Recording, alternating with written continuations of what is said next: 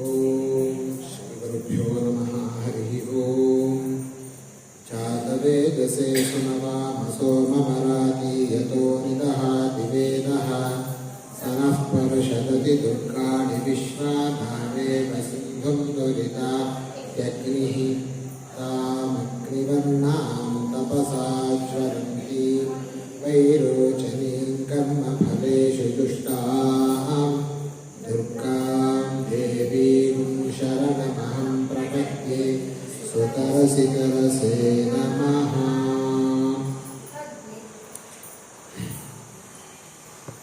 ಓಂ ವಿದ್ಯುದ್ದಾಮಸಮಪ್ರಭಾಂ ಭಗವತಿ ಸ್ಕಂದಸ್ಥಿತಾಂ ಭೀಷಣಾಂ ಕನ್ಯಾಭಿಘ್ರವಾಲಕೇಟಕರಸತ್ ಹಸ್ತಾಭಿಹಸ್ತೆ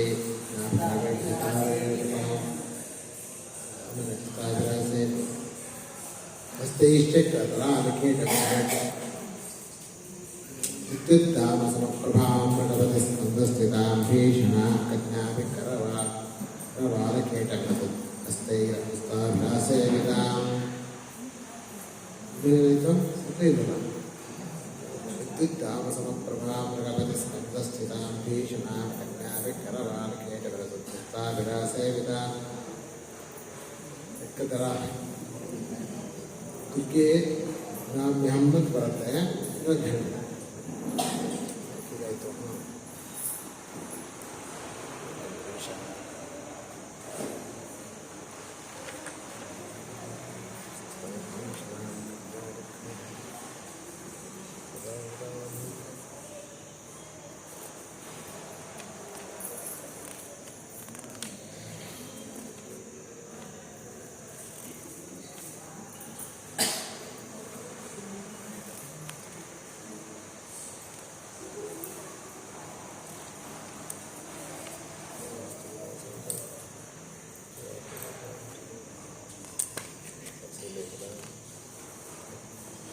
कन्याभिकरवालकेटकरसत्तस्ताभिलासेवितां हस्तैश्चक्रधरासिकेतविशकां शापं गुणन्तर्जनी बिभ्राणां अनलात्मिकां शशिधरां दुर्गां त्रिनेत्रां भजे.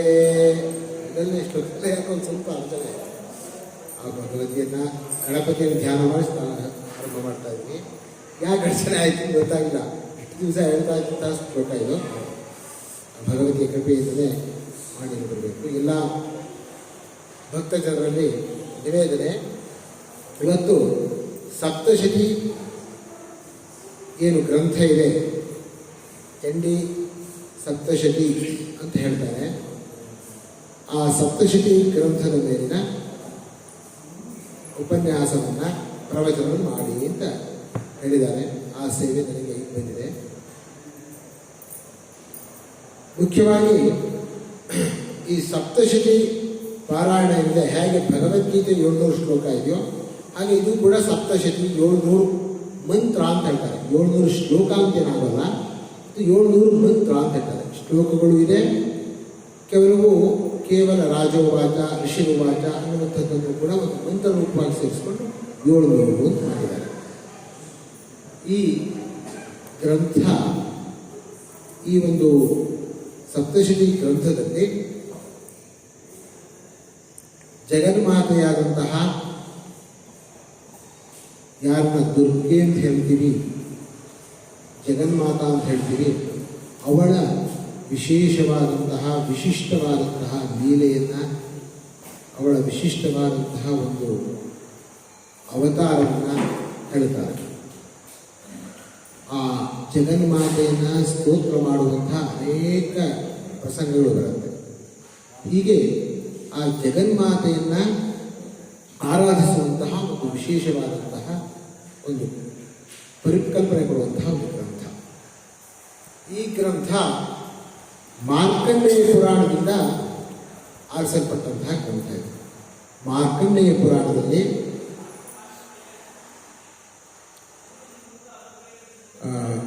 ಸುಮೇಧ ಅನ್ನುವಂತಹ ಋಷಿಗಳು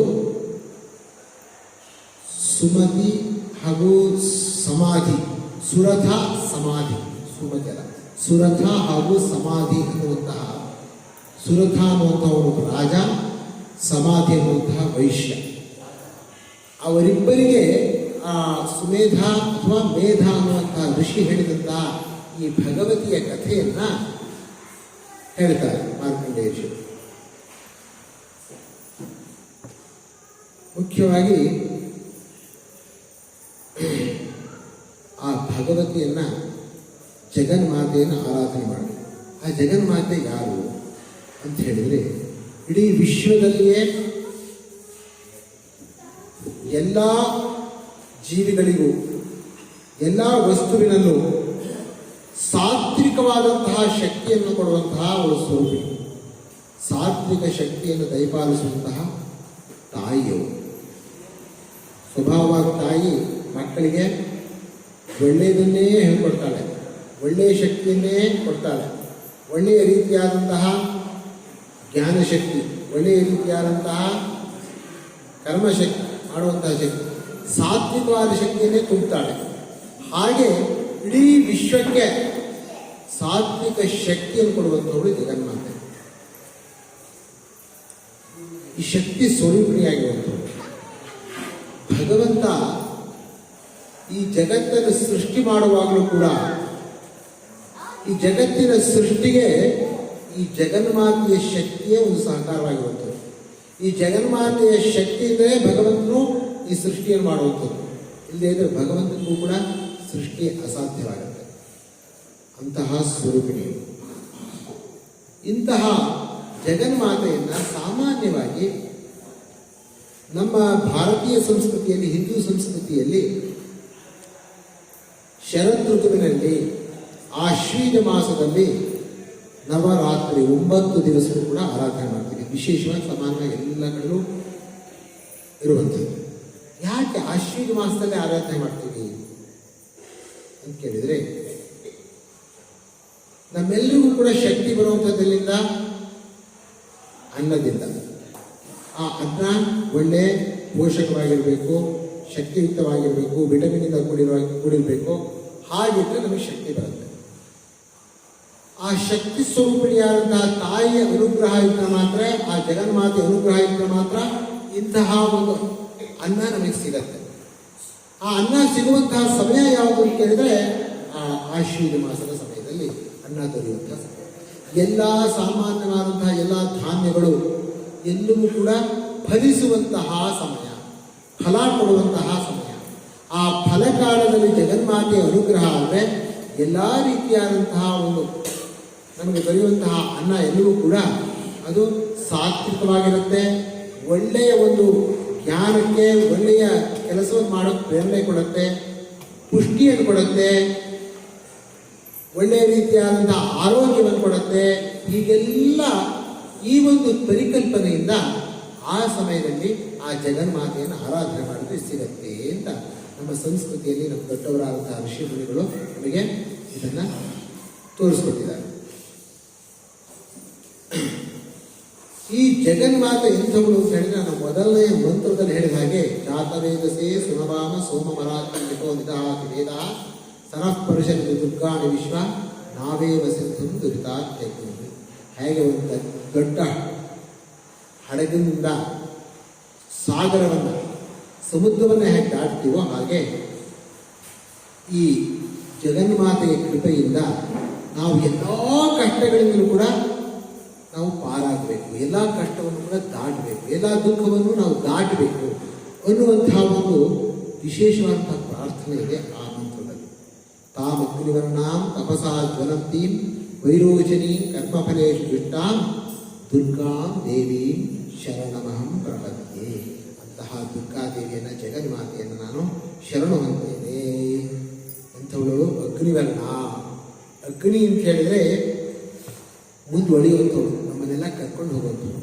ತಾಯಿ ಹೇಗೆ ನಡೆಸ್ತಾಳೋ ಮಕ್ಕಳನ್ನು ಹಾಗೆ ನಡೆಸುವಂಥವಳು ಅಗ್ನಿವರ್ಣವಾಗಿರುವಂಥವಳು. ತಪಸಾ ಜ್ವಲಂತಿ, ತನ್ನ ತಪಸ್ಸಿನಿಂದ ಬೆಳಗ್ತಾ ಇರುವಂಥವಳು.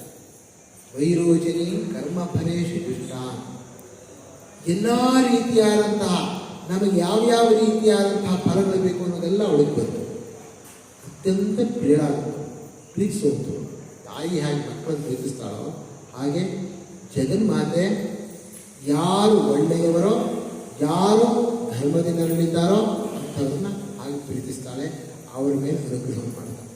ಅಂಥವರಿಗೆ ಮಾತ್ರ ಈ ಒಳ್ಳೆಯ ರೀತಿಯಾದಂತಹ ಎಲ್ಲ ಶಕ್ತಿ ದೊರಕತ್ತೆ, ಎಲ್ಲ ಕಷ್ಟಗಳಿಂದಲೂ ಕೂಡ ಅವರು ಪಾರಾಗೋದು ಸಾಧ್ಯವಾಗುತ್ತೆ. ದುರ್ಗಾ ದೇವಿ ಶರಣ ಮಾತಕ್ಕೆ ಸುತರಸಿ ತರಸೇ ನಮಃ. ಸುತರಸಿ ನಾವು ಬಹಳ ಸುಲಭವಾಗಿ ದಾಟ್ಬಿಡ್ಬೇಕು, ಅಂತಹ ದುರ್ಗೆ ನಮಸ್ಕಾರ ಮಾಡ್ತೀವಿ ಅಂತ ಆ ಒಂದು ಮಂತ್ರದಲ್ಲಿ ಅರ್ಥ ಬರುತ್ತೆ. ಈಗ ಪ್ರಕೃತವಾಗಿ ಸಪ್ತಶತಿ ಏನು ಸ್ತೋತ್ರಗಳಿದೆ, ಸಪ್ತಶತಿ ಮಂತ್ರಗಳು ಅಂತ ಹೇಳ್ತಾರೆ ಈ ಗ್ರಂಥದಲ್ಲಿ. ಆ ಭಗವತಿಯ ಕಥೆಯನ್ನು ಹೇಳ್ತಾರೆ. ಮೊದಲಿಗೆ ಆರಂಭದಲ್ಲಿ ನಾನು ಹೇಳಿದ ಹಾಗೆ ಸುರಥ ಅನ್ನುವಂತಹ ರಾಜ ಹಾಗೂ ಸಮಾಧಿ ಅನ್ನುವಂತಹ ವೈಶ್ಯ. ಆ ರಾಜ ಏನಾಗಿದ್ದಾನೆ, ಅವನಿಗೆ ರಾಜ್ಯ ಕಳ್ಕೊಂಡಿದ್ದಾನೆ, ಎಲ್ಲ ಕಳ್ಕೊಂಡು ಕಾಡಿಗೆ ಬಂದಿದ್ದಾನೆ ಅವನು. ಆ ಸಮಾಧಿ ಅನ್ನುವಂತಹ ಆ ವೈಶ್ಯ ಅವನು ಕೂಡ ಕುಟುಂಬದಿಂದ ಹೊರಗೆ ಬಂದಿದ್ದಾನೆ, ದಬ್ಬಿದ್ದಾನೆ. ಹೊರ ಬಂದಿದ್ದಾನೆ ಅಂದರೆ ಇವನು ಹೊರಗೆ ಬಂದಿಲ್ಲ, ಕುಟುಂಬದಿಂದ. ಯಾವಾಗ ಇವನಿಗೆ ವಯಸ್ಸಾಯಿತು, ಶಕ್ತಿ ಕಮ್ಮಿ ಆಯಿತು, ಆಗ ತನ್ನವರು ಅಂದ್ಕೊಂಡಂತಹ ಮಕ್ಕಳು ಬೇರೆಯವರೆಲ್ಲ ಹೊರಗೆ ಕೂಡಿದ್ದಾರೆ, ಹಾಗೆ ಬಂದಿದ್ದಾರೆ. ಇವರಿಬ್ಬರ ಭೇಟಿಯಾಗತ್ತೆ ಕಾಣ್ತದೆ. ಆಗ ಇಬ್ಬರು ಮಾತಾಡ್ಕೊಳ್ತಾರೆ. ಅಲ್ಲ, ಆ ರಾಜ ಕೇಳ್ತಾನೆ, ನೀನೇನು ಯೋಚನೆ ಮಾಡ್ತಾ ಇದೆಯಾ? ಸಮಾಧಿ ಅನ್ನುವಂಥ ವೈಶ್ಯ ಹೇಳ್ತಾನೆ, ಇಲ್ಲಿ ನಮ್ಮ ಮನೆಯಲ್ಲಿ ನನ್ನ ಮಕ್ಕಳು ಮರಿಗಳು ಹೇಗಿದ್ದಾರೋ ಏನೋ, ಏನು ಮಾಡ್ಕೊಂಡಿದ್ದಾರೋ ಏನೋ, ಚೆನ್ನಾಗಿದ್ದಾರೋ ಇಲ್ವೋ ಅಂತ ಯೋಚನೆ ಮಾಡ್ತಾ ಇದ್ದ. ಆದರೆ ಅವನ್ನ ಹೊರದಬ್ಬಿರೋರು ಯಾರೋ ಆ ಮಕ್ಕಳು ಬರೀತಾರೆ. ಆದರೂ ಕೂಡ ಇವನಿಗೆ ಅವರ ಮೇಲೆ ಆ ಮೋಹ ಹೋಗ್ತಾ ಇಲ್ಲ. ಇಲ್ಲಿ ಬಂದರೂ ಕೂಡ ಅವನಿಗೆ ಅದೇ ರೀತಿಯಾದಂಥ ಚಿಂತೆ ಬರ್ತಾ ಇದೆ. ಆ ರಾಜನಿಗೆ ಅವನಿಗೂ ಕೂಡ ರಾಜ್ಯ ಕಳ್ಕೊಂಡಾಗಿದೆ, ಎಲ್ಲವನ್ನೂ ಕಳ್ಕೊಂಡು ಹೊರಗಡೆ ಬಂದಿದ್ದಾನೆ, ರಾಜ್ಯದಿಂದ ಹೊರಬಿದ್ದಿದ್ದಾನೆ. ಆದರೂ ಕೂಡ ನನ್ನ ಕೋಶ ಏನಾಯಿತು, ಆ ದುಡ್ಡನ್ನೆಲ್ಲ ಏನು ಮಾಡಿದ್ರು, ನನ್ನ ಪ್ರಜೆಗಳನ್ನೆಲ್ಲ ಅವರು ಕೋಲಾವಿಧ್ವಂಸ ಅಂತೇಳಿ ಅವರ ಹೆಸರು, ಕೋಲಾವಿಧ್ವಂಸಿಗಳು, ಶತ್ರುಗಳು. ಅವ್ರು ಏನು ಮಾಡ್ತಾ ಇದ್ದಾರೋ, ಚೆನ್ನಾಗಿ ಹೋಗ್ಕೊಳ್ತಾ ಇದ್ದಾರೋ ಇಲ್ವೋ, ನನ್ನ ಆನೆ ಹೇಗಿದೆಯೋ, ನನ್ನ ಕುದುರೆ ಹೇಗಿದೆಯೋ ಅಂತ ಯೋಚನೆ ಮಾಡ್ತಾ ಇದ್ದಾರೆ. ಯಾವುದನ್ನು ಕಳ್ಕೊಂಡ ಮೇಲೂ ಇನ್ನೂ ಅದರ ಬಗ್ಗೆ ಮೋಹ ಹೋಗ್ತಾ ಇಲ್ವೋ ಅವರಿಬ್ಬರು ಅದೇ ವಿಷಯವನ್ನು ಮಾತಾಡ್ಕೊಳ್ತಾರೆ. ಆದರೆ ಇಲ್ಲಿ ನೋಡಿ, ಆ ಭಗವತಿಯ ಕೃಪೆ ಏನಪ್ಪ ಅಂತ ಹೇಳಿದರೆ ಅವರಿಬ್ಬರಿಗೂ ಗೊತ್ತಾಯಿತು.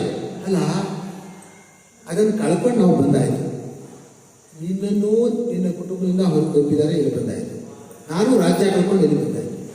ಈಗ ಬಂದ ಮೇಲೆ ನಮಗೆ ಯಾಕೆ ಇನ್ನೂ ಅದರ ಬಗ್ಗೆ ತುಂಬ ಮೋಹ, ಅದು ಹೇಗಿದೆಯೋ ಏನು ಅಂತ ಅದ್ರ ಬಗ್ಗೆ ಆಸಕ್ತಿ ಯಾಕಿಗೆ ಅನ್ನುವಂಥ ವಿಷಯ ಅವರಿಗೆ ಗೊತ್ತಾಯಿತು.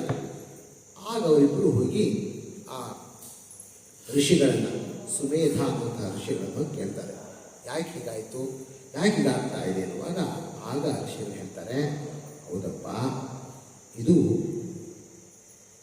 ಈ ಮೋಹ ಬರೋ ಕಾರಣ ಏನಪ್ಪ ಅಂತ ಹೇಳಿದ್ರೆ, ಯಾರು ಭಗವಂತನನ್ನೋ ಅಥವಾ ಭಗವತಿಯಾದಂತಹ ಜಗನ್ಮಾತೆಯನ್ನು ಆಶ್ರಯಿಸೋದಿಲ್ವೋ ಅಂಥವರಿಗೆ ಈ ರೀತಿಯಾದಂತಹ ಮೋಹ ಬರುವಂತೂ ಸಹಜ. ಯಾರಿಗೆ ಅಂದರೆ ಸಾಮಾನ್ಯ ಮಾತ್ರದವರಿಗಲ್ಲ, ಒಳ್ಳೆ ಚೆನ್ನಾಗಿ ವಿದ್ಯಾವಂತರಾಗಿದ್ದವ್ರಿಗೂ ಈ ಮೋಹ ಬಿಡಲ್ಲ, ಶಾಸ್ತ್ರ ಎಲ್ಲ ಓದಿದ್ದೀನಿ ಇದ್ರು ಮೋಹ ಬಿಡಲ್ಲ, ಈ ದುಃಖ ಹೋಗಲ್ಲ. ಆದ್ದರಿಂದ ಈ ಮೋಹ ಹೋಗಬೇಕಾದ್ರೆ ಆ ಭಗವತಿಯ ಕೃಪೆಯಾಗಬೇಕು, ಜಗನ್ಮಾತೆಯ ಕೃಪೆಯಾಗಬೇಕು. ಜಗನ್ಮಾತೆಯ ಕೃಪೆಯಿಂದ ಏನಾಗಬೇಕು, ಸಾತ್ವಿಕ ಶಕ್ತಿ ಬರಬೇಕು ನಮ್ಮಲ್ಲಿ. ಮಾಯಾ ಅಂತ ಹೇಳ್ತಾರೆ, ಮಾಯಾ ಅಂತ ಹೇಳಿದ್ರು ಕೂಡ ಆ ಜಗನ್ಮಾತೆ ಸಾತ್ವಿಕ ಶಕ್ತಿಯನ್ನು ಕೊಡುವಂಥವಳು. ಆ ಸಾತ್ವಿಕ ಶಕ್ತಿಯಿಂದ ದುಷ್ಟ ಶಕ್ತಿಯ ನಿರ್ಮೂಲನೆಯೂ ಆಗತ್ತೆ, ನಾಶವೂ ಆಗುತ್ತೆ. ಈಗ ಹೇಳ್ತಾ, ಹಾಗಾದ್ರೆ ಭಗವತಿಯ ಸ್ವರೂಪ ಏನು ಅಂತ ಕೇಳಿದ ಮೇಲೆ ಆ ಭಗವತಿಯ ಕಥೆಯನ್ನು, ಜಗನ್ಮಾತೆಯ ಕಥೆಯನ್ನು ಹೇಳಕ್ಕೆ ಶುರು ಮಾಡ್ತಾರೆ. ಏನು ಮಾಡ್ತಾರೆ, ಯಾರೋ ಆ ಋಷಿಗಳು, ಸುಮೇಧ ಅನ್ನುವಂಥ ಋಷಿ ಆರಂಭದಲ್ಲಿ ಹೇಳ್ತಾರೆ, ಏನಾಯಿತು, ಸೃಷ್ಟಿಯ ಆದಿಯಲ್ಲಿ, ಸೃಷ್ಟಿ ಆಗೋಕ್ಕಿಂತ ಮುಂಚೆ ಆ ಭಗವಂತ ಎಲ್ಲವನ್ನೂ ತನ್ನನ್ನು ಅರ್ಥ ಮಾಡಿಕೊಂಡು ಲಯ ಮಾಡಿಕೊಂಡು ಪ್ರಳಯ ಮಾಡಿ ಆ ಪ್ರಳಯದ ನಿದ್ರೆಯಲ್ಲಿ ನಿದ್ದೆ ಮಾಡ್ದ. ಆ ನಿದ್ದೆ ಮಾಡುವ ಹಂತದಲ್ಲಿ ಮುಂದಿನ ಸೃಷ್ಟಿ ಆಗಬೇಕಲ್ಲ. ಮುಂದಿನ ಸೃಷ್ಟಿ ಆಗುವಾಗ ಬ್ರಹ್ಮ ನಾಭಿಕರ್ಮದಿಂದ ಹೊರಗೆ ಬಂದ. ಯಾರು ಭಗವಂತ ಪ್ರಳಯ ಕಾಲದಲ್ಲಿ ನಿದ್ದೆ ಮಾಡ್ತಾ ಇದ್ವೋ ನಾಭಿಕರ್ಮದಿಂದ ಬ್ರಹ್ಮ ಹೊರಗೆ ಬಂದ. ಬ್ರಹ್ಮ ಹೊರಗೆ ಬಂದ ಮೇಲೆ ಭಗವಂತ ಆ ಒಂದು ಯೋಗ ನಿದ್ರೆಯಲ್ಲಿದ್ದಾಗ ಅವರ ಕಿವಿಗಳಿಂದ ಸ್ವಲ್ಪ ಮಲ ಕೊಳಕು. ಆ ಕೊಳಕು ಸೋರುತ್ತಿದ್ದ ಆ ಕೊಳಕಿನಿಂದ ಸಾಮಾನ್ಯದವರ ಕೊಳಕ ಭಗವಂತನ ಕಿವಿಯ ಕೊಳಕು. ರಾಕ್ಷಸರು ಹುಟ್ಟಿದ್ರು. ಆಯಿತು ಮಧುಕೈಟವರು ಇಬ್ಬರು ರಾಕ್ಷಸರು. ಆ ಮಧುಕೈಟವ ರಾಕ್ಷಸರು ಹುಟ್ಟಿದ್ರಲ್ಲ, ಹುಟ್ಟಿದ ಕೂಡಲೇ ಮೊದಲೇ ಮರದಿಂದ ಹುಟ್ಟಿದವರು. ಯಾರು ದೋಷದಿಂದ ಹುಟ್ಟಿರ್ತಾರೋ ಅವ್ರಿಗೆ ದೋಷವೇ ಇರುತ್ತೆ, ಮನಸ್ಸು ಕೆಟ್ಟ ವಿಚಾರವೇ ಇರುತ್ತೆ. ಆ ಕೆಟ್ಟ ವಿಚಾರದಿಂದ ನೋಡಿದ್ರು ಯಾರಿದ್ದಾರೆ, ಬ್ರಹ್ಮ ಕಾಣ್ತಾ ಇದ್ದ. ಹೊಡೆಯ ಅವನಿಗೆ ಅಂತಲೇ ಬ್ರಹ್ಮನನ್ನೇ ಹೊಡೆಯಕೊಟ್ರು. ಇಬ್ಬರು ಬ್ರಹ್ಮನನ್ನೇ ಹೊಡೆಯಕೊಟ್ರು. ಬ್ರಹ್ಮನ ಹೊಡೆಯಕ್ಕೆ ಹೊರಟ ಮೇಲೆ ಈಗ ಬ್ರಹ್ಮ ಯೋಚನೆ ಮಾಡ್ತಾ ಇದ್ದಾನೆ. ಇವ್ರು ಹುಟ್ಟಿದವರು ಎಲ್ಲಿಂದ? ಭಗವಂತನ ಕಿವಿಯಿಂದಲೇ ಹುಟ್ಟಿರೋದು. ನಾನು ಹುಟ್ಟಿರೋದೆಲ್ಲಿಂದ? ಭಗವಂತನ ನಾಭಿಯಿಂದ. ಈಗ ನಾನು ಅವರನ್ನೇನಾದರೂ ತಡೀತೀನಿ ಅಂದರೆ ನನ್ನ ಕೈಲಿ ಆಗೋಲ್ಲ, ಸಾಧ್ಯವಿಲ್ಲ. ಹಾಗಾದರೆ ಏನು ಮಾಡಬೇಕು? ಇದಕ್ಕೆ ಭಗವಂತ ಬರಬೇಕು. ಭಗವಂತ ಬರಬೇಕಾದ್ರೆ ಭಗವಂತ ಹೇಳ್ಬೇಕು. ನಿದ್ರೆ ಮಾಡ್ತಾ ಇದ್ದಾರೆ, ಯೋಗ ನಿದ್ರೆಯಲ್ಲಿದ್ದಾನೆ. ಈಗ ಹಾಗಾದರೆ ಯೋಗ ನಿದ್ರೆ ಹೋಗಬೇಕಾದ್ರೆ ಭಗವಂತ ಮತ್ತೆ ಎಚ್ಚೆತ್ತು ಸರಿಯಾಗಿ ಜಾಗೃತನಾಗಿ ಸೃಷ್ಟಿಯನ್ನು ಮಾಡಿಬಿಟ್ಟು ಇವರನ್ನ ವಧೆ ಮಾಡಬೇಕಾದ್ರೆ ಏನಾಗಬೇಕು? ಯೋಗ ನಿದ್ರೆಯಿಂದ ಹೊರಬರಬೇಕು. ಆ ಯೋಗ ನಿದ್ರೆಗೆ ಆ ಭಗವತಿಯ ಮಾಯೆಯೇ ಕಾರಣ. ಜಗನ್ಮಾತೆಯ ಮಾಯೆಯಿಂದಲೇ ಆ ಭಗವಂತ ನಿದ್ರೆ ಮಾಡ್ತಾ ಇರೋದು. ಯಾಕೆ ಅಂದರೆ ಆ ಮಾಯೆ ಹುಟ್ಟಿರೋದು, ಮಾಯೆ ಭಗವಂತನ ಜೊತೆಯಲ್ಲೇ ಹುಟ್ಟಿದಂಥವಳು. ಕೃಷ್ಣನ ಕಥೆಯನ್ನು ಕೇಳಿದೆ. ಈಗ ಈ ಮಾಯೆಯನ್ನು ನಾನು ಕಳ್ಕೊಳ್ತೀನಿ ಅಂತಂದರೆ ಅಥವಾ ಅದನ್ನು ಭೋಗಿಸ್ತೀನಿ ಅಂದರೆ ಭಗವಂತನ ಜೋರಾಗಿ ಕೂಡಿದ್ರೆ ಕೇಳೋದೇ ಇಲ್ಲ. ಭಗವಂತನ ಕೇಳಬೇಕಲ್ಲ. ಕೇಳಬೇಕಾದ್ರೆ ಮತ್ತು ನಿದ್ದೆಯಿಂದ ಹೇಳಬೇಕು. ಆ ನಿದ್ದೆ ಹೇಳಬೇಕಾದ್ರೆ ಏನು ಮಾಡಬೇಕು? ಭಗವತಿ ಕೃಪೆ ಆಗಬೇಕು. ಅದಕ್ಕೆ ಏನು ಮಾಡೋದ? ಆ ಮಾಯೆಯ ಸ್ತೋತ್ರವನ್ನು ಶುರು ಮಾಡ. ಭಗವತಿಯ ಸ್ತೋತ್ರವನ್ನು ಮಾಡ್ತಾ ಇದ್ದಾನೆ. ಭಗವತಿ ಜಗನ್ಮಾತಾ, ಆ ಭಗವಂತನ ಹೇಳಿಸು.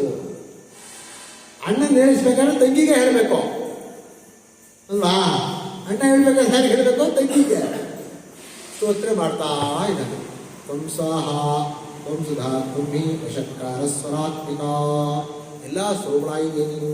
ಸೃಷ್ಟಿ ಸ್ಥಿತಿ ಸ್ವರೂಪಗಳಾಗಿದೆಯಾ ಅಂತ ಹೇಳಿ ಆ ಜಗನ್ಮಾತೆಯನ್ನ ಸ್ತೋತ್ರ ಮಾಡ್ತಾ ಇದ್ದಾನೆ ಬ್ರಹ್ಮದೇವ. ಇಲ್ಲಿ ಹೇಗೆ ಸ್ತೋತ್ರ ಮಾಡ್ತಾ ಇದ್ದಾನೆ ಅಂತ ಹೇಳಿದ್ರೆ ಭಕ್ತಿಯಿಂದ ಅಮ್ಮ ತಾಯಿ ಅಂತ ಕರೆದು ಸ್ತೋತ್ರ ಮಾಡ್ತಾ ಇದ್ದಾನೆ. ಯಾವತ್ತೂ ಹೇಳಿದ್ರಷ್ಟೇ ಒಲಿಸ್ಕೊಳ್ಬೇಕಾದ ಮೊದಲು ಅವರನ್ನು ತಾಯಿಯ ಪ್ರೀತಿಯಿಂದಲೇ ನೋಡಬೇಕು. ಆಗಲೇ ಅವರನ್ನು ನಾವು ಒಲಿಸ್ಕೊಳಕ್ಕಾಗುತ್ತೆ. ಹಾಗೆ ಅಮ್ಮ ತಾಯಿ ಅಂದ್ಕೊಂಡು ಸ್ತೋತ್ರ ಮಾಡ್ತಾ ಇದ್ದಾನೆ. ಇದಕ್ಕೊಂದು ಉದಾಹರಣೆ ಹೇಳಬೇಕಾದ್ರೆ ಒಂದು ಹಾಡು ಹೇಳ್ತಾ ಇದ್ದೆ, ಅದು ಜ್ಞಾಪಕ ಬರ್ತಾ ಇದೆ. ಏಲಮ್ಮ ಓ ತಾಯೇ ಬಾಗಿಲನ್ನು ತೆರೆಯಮ್ಮ, ಕರುಣಾಮಯಿ ಮಾತೆ ಜನ್ಮದಾತೆ. ಇನ್ನು ತುಂಬ ಇದೆ. ಇದು ಪ್ರಸಂಗ ಹೇಗಿದೆ ಸ್ವಲ್ಪ ವಿವರಿಸ್ತೀನಿ. ಪ್ರಸಂಗವಾಗಿದೆ. ಈ ಹಾಡನ್ನು ಹಾಡಿದಂಥವರು ಒಬ್ಬ ಅತ್ಯಂತ ನಿಕೃಷ್ಟನಾದಂತಹ ಒಬ್ಬ ಮನುಷ್ಯ. ಇದು ಹೀಗೆ ಹೇಳ್ತಾರೆ ಕಥೆಯನ್ನು. ರಾಮಕೃಷ್ಣರು, ಯಾರಿಗೂ ಪರಮಹಂಸ ರಾಮಕೃಷ್ಣ ಪರಮಹಂಸರು, ಅವರ ಶಿಷ್ಯರಲ್ಲಿ ಒಬ್ಬ ಈ ಹಾಡನ್ನು ಹೇಳಿದ. ಯಾಕೆ ಹೇಳ್ದ ಅಂತ ಹೇಳಿದ್ರೆ, ರಾಮಕೃಷ್ಣರ ಕಾಲವಾದ ಮೇಲೆ ಶಾರದಾದೇವಿ ಹೊರಗೆ ಬರೋದು ನಿಲ್ಲಿಸ್ಬಿಟ್ರು. ಯಾರನ್ನೂ ನೋಡ್ತಾ ಇರಲಿಲ್ಲ. ಈತ ರಾಮಕೃಷ್ಣರ ಪರಮಭಕ್ತ, ಅಂದರೆ ತುಂಬ ಹತ್ತಿರದಲ್ಲಿ ಬಂದು ಸೇವೆ ಮಾಡೋದು. ಶಾರದಾದೇವಿಗೂ ಸೇವೆ ಮಾಡ್ತಾ ಇದ್ದ. ರಾಮಕೃಷ್ಣರು ಮುಕ್ತಿ ಪಡೆದ ಮೇಲೆ ಅವರಿಗೆ ಅವರ ಒಂದು ಅಗಲಿಕೆಯನ್ನು ತಡ್ಕೊಳಕ್ಕಾಗದೆ ಹೇಗಾದರೂ ಮಾಡಿ ಅಮ್ಮನಾದಂತಹ ಶಾರದಾದೇವಿಯನ್ನು ನೋಡಬೇಕು, ಶಾರದೆಯನ್ನು ನೋಡಬೇಕು ಅಂತ ಗೊತ್ತಾಗ್ತಾ ಇದೆ. ಶಾರದಾದೇವಿ ಒಳಗೆ ಹೋಗ್ಬಿಟ್ಟಿದ್ದಾರೆ, ಬಿಡ್ತಾನೆ ಇಲ್ಲ. ಆ ಒಂದು ಇದರಲ್ಲಿ ಬಹಳ ಒಂದು ದುಃಖದಲ್ಲಿ ಒಂದು ದಿವಸ ರಾತ್ರಿ ಈ ಹಾಡನ್ನು ಹೇಳ್ತಾರೆ. ತುಂಬ ಅವ್ರಿಗೇನು ಯಾವುದೂ ಓದಿಲ್ಲ, ಅವ್ನು ಮಾಡಿದಿಷ್ಟೇ, ಏನೋ ರಾಮಕೃಷ್ಣನ ಸೇವೆಯನ್ನು ಮಾಡ್ತಾ ಇದ್ದ, ಶಾರದಾದೇವಿ ಸೇವೆ ಮಾಡ್ತಾ ಇದ್ದ, ಅಷ್ಟೇ ಮಾಡ್ತಾ ಇದ್ದ. ನಾವು ಶಾಸ್ತ್ರ ಓದೋದಿಲ್ಲ, ಏನು ಓದಿಲ್ಲ. ರಾತ್ರಿ ಹೇಳ್ತಾನೆ, ಈ ಹಾಡನ್ನು ಹೇಳ್ತಾನೆ. ಈ ಹಾಡು ಮುಗಿಯುವಷ್ಟೊತ್ತಿಗೆ ಕಿಟಕಿಯಿಂದ ಒಂದ್ಸರಿ ಬಾಗಿಲು ತೆಗಿತಾ ಇರುತ್ತೆ. ಶಾರದಾದೇವಿ ಕಾಣಿಸ್ಕೊಂಡ್ಕೊಳ್ಳೆ ನಮಸ್ಕಾರ ಮಾಡಿ ಹೋದ. ಮತ್ತೆ ವಾಪಸ್ ಬರಲಿಲ್ಲ, ಅವನು ಉದ್ಧಾರ ಆಗ್ಬೋದ. ಬಹಳ ಮಾತಾಡ್ತಾರೆ. ಈ ಪ್ರಸಂಗದಿಂದ ಏನು ಗೊತ್ತಾಗತ್ತೆ ಅಂತ ಹೇಳಿದ್ರೆ, ಹೇಗೆ ಭಗವತಿಯನ್ನು ಹ್ಯಾಕ್ ನಾವು ಓಡಿಸ್ಕೋಬೇಕು. ಭಗವತಿ ಅಂತೇಳಿ ಕೂಗಿದ್ರು ಓಡಿಸ್ಕೊಳಕ್ಕಾಗಲ್ಲ, ಶರಣು ಹೋಗ್ಬೇಕು. ತಾಯೇ ಅಮ್ಮ ನೀನೇ ಗತಿ, ನೀನೇ ನಮ್ಮನ್ನು ಕಾಪಾಡಬೇಕು ಅಂತ ಹೇಳಬೇಕು. ಯಾವುದೇ ಕಷ್ಟ ಬಂದರೂ ಕೂಡ ಆ ಕಷ್ಟಕ್ಕೆ ಮುಖ್ಯವಾಗಿ ಮೊದಲು ಭಗವತಿನೇ ಆರಾಧನೆ ಮಾಡಬೇಕು. ಆ ಭಗವತಿ ಆರಾಧನೆ ಆದರೆ ಆ ಭಗವತಿ ತಾನಾಗಿಯೇ ಭಗವಂತನಿಂದ ಆ ಕಷ್ಟದ ಪರಿಹಾರವನ್ನು ಕೊಡ್ತಾಳೆ, ನಾನೇ ಕೊಡ್ತಾಳೆ. ಯಾರಿಗಾದರೂ ನೋಡಿ ಪ್ರಪಂಚದಲ್ಲಿ ಮೊದಲು ಏನಾದರೂ ಕಷ್ಟ ಬಂತು, ಏನಾದರೂ ತೊಂದರೆ ಬಂತು, ಮತ್ತು ಕರೆಯೋದನೋ ಅಯ್ಯೋ ಅಮ್ಮ, ಮೊದಲು ಹೇಳಿದೆ ಮಾತು ಅಮ್ಮ ಅಂತ ಹೇಳೋದು. ಆದ್ದರಿಂದ ಈ ಹಾಗೆ ನಮ್ಮ ಯಾವುದೋ ಒಂದು ಸಣ್ಣ ಕಷ್ಟಕ್ಕೊಬ್ಬ ಅಮ್ಮನ ಕರೆಯೋದಾದರೆ, ನಮ್ಮ ಕಷ್ಟಗಳಿಗೆಲ್ಲ ಇಡೀ ಜಗತ್ತಿಗೆ ತಾಯಿಯಾದಂತಹ ಭಗವತಿಯನ್ನು ಕರೆಯೋದ್ರಲ್ಲಿ ಏನು ತಪ್ಪು, ಏನು ಆಶ್ಚರ್ಯ. ಎಲ್ಲ ರೀತಿಯಾದಂತಹ ಕಷ್ಟವನ್ನು ಕೂಡ ನಿವಾರಿಸ್ತಾರೆ. ಅವಶ್ಯವಾಗಿ ಅವಳ ವಿಷಯಗಳು ಹೊಂದಬೇಕು, ಅವಳನ್ನು ನಾವು ಪ್ರಾರ್ಥನೆ ಮಾಡಬೇಕು. ಇದು ಬ್ರಹ್ಮನ ಸ್ತೋತ್ರ. ಅದಾದ ನಂತರ ಆ ಮಾಯೆ ಯಾರು ಭಗವತಿ ಇದ್ದಾರೋ ಜಗನ್ಮಾತೆ, ಅವಳು ಹೊರದು ಬಿಟ್ಟು ಆ ಭಗವಂತನಿಗೆ ಆ ನಿದ್ರೆಯಿಂದ ಜಾಗರಣವನ್ನು ಉಂಟು ಮಾಡ್ತಾಳೆ. ಅವಳು ಹೊರಗೆ ಬರ್ತಾನೆ, ಭಗವಂತ ಎಚ್ಚೆತ್ಕೊಳ್ತಾನೆ. ಎಚ್ಚೆತ್ಕೊಂಡ್ಮೇಲೆ ಮುಂದೆ ಕಥೆ ಬರುತ್ತೆ. ಮಧುಕೈಟಭರನ್ನು ಯುದ್ಧ ಮಾಡ್ತಾನೆ. ಮಧುಕೈಟಭರು ಆ ಮಾಯ ಹೊರಗೆ ಬಂದವ್ರು ಏನು ಮಾಡ್ತಾಳೆ ಅಂದರೆ, ಭಗವತಿ ನೋಡಿ, ಯಾರು ಭಗವಂತನಲ್ಲಿ ಇದ್ಲು ಯಾವ ಮಾಯೆ, ಯಾವ ಭಗವತಿ, ಅವಳು ಹೊರಗೆ ಬಂದ ಮೇಲೆ ಮಧುಕೈಟಭರ ಹತ್ರ ಬಂದು, ಮಧುಕೈಟಭರ ಹತ್ರ ಅವರಿಬ್ಬರನ್ನು ಕೂಡ ಮೋಹರೂಪವಾದ ಮಾಯೆಯಿಂದ ಸುತ್ಕೊಂಡ್ಬಿಟ್ರು. ಅದೇ ಭಗವತಿ ಭಗವಂತನ ಹತ್ರ ಇದ್ದಾಗ ಶಕ್ತಿ ರೂಪಿಯಾಗಿರ್ತಾಳೆ, ಸಾತ್ವಿಕ ಶಕ್ತಿ ರೂಪಿಣಿಯಾಗಿರ್ತಾಳೆ. ಆದರೆ ದುಷ್ಟರ ಹತ್ರ ಅವರಿಗೆ ಮೋಹವಾಗಿ ಮಾಯೆಯಾಗಿ ಅವರನ್ನು ಮೋಹಗೊಳಿಸುವಂತಹ ರೂಪದಲ್ಲಿ ಇರ್ತಾಳೆ. ಅದೇ ಭಗವಂತನಿಗೆ ಸಾತ್ವಿಕ ಶಕ್ತಿಯನ್ನು ಕೊಟ್ಟಲು, ಮಧುಕೈಟವರಿಗೆ ತಾಮಸವಾದಂತಹ ಮೋಹವನ್ನು, ಯಾಕೆ ದುಷ್ಟರವರು, ಕೆಟ್ಟವರು.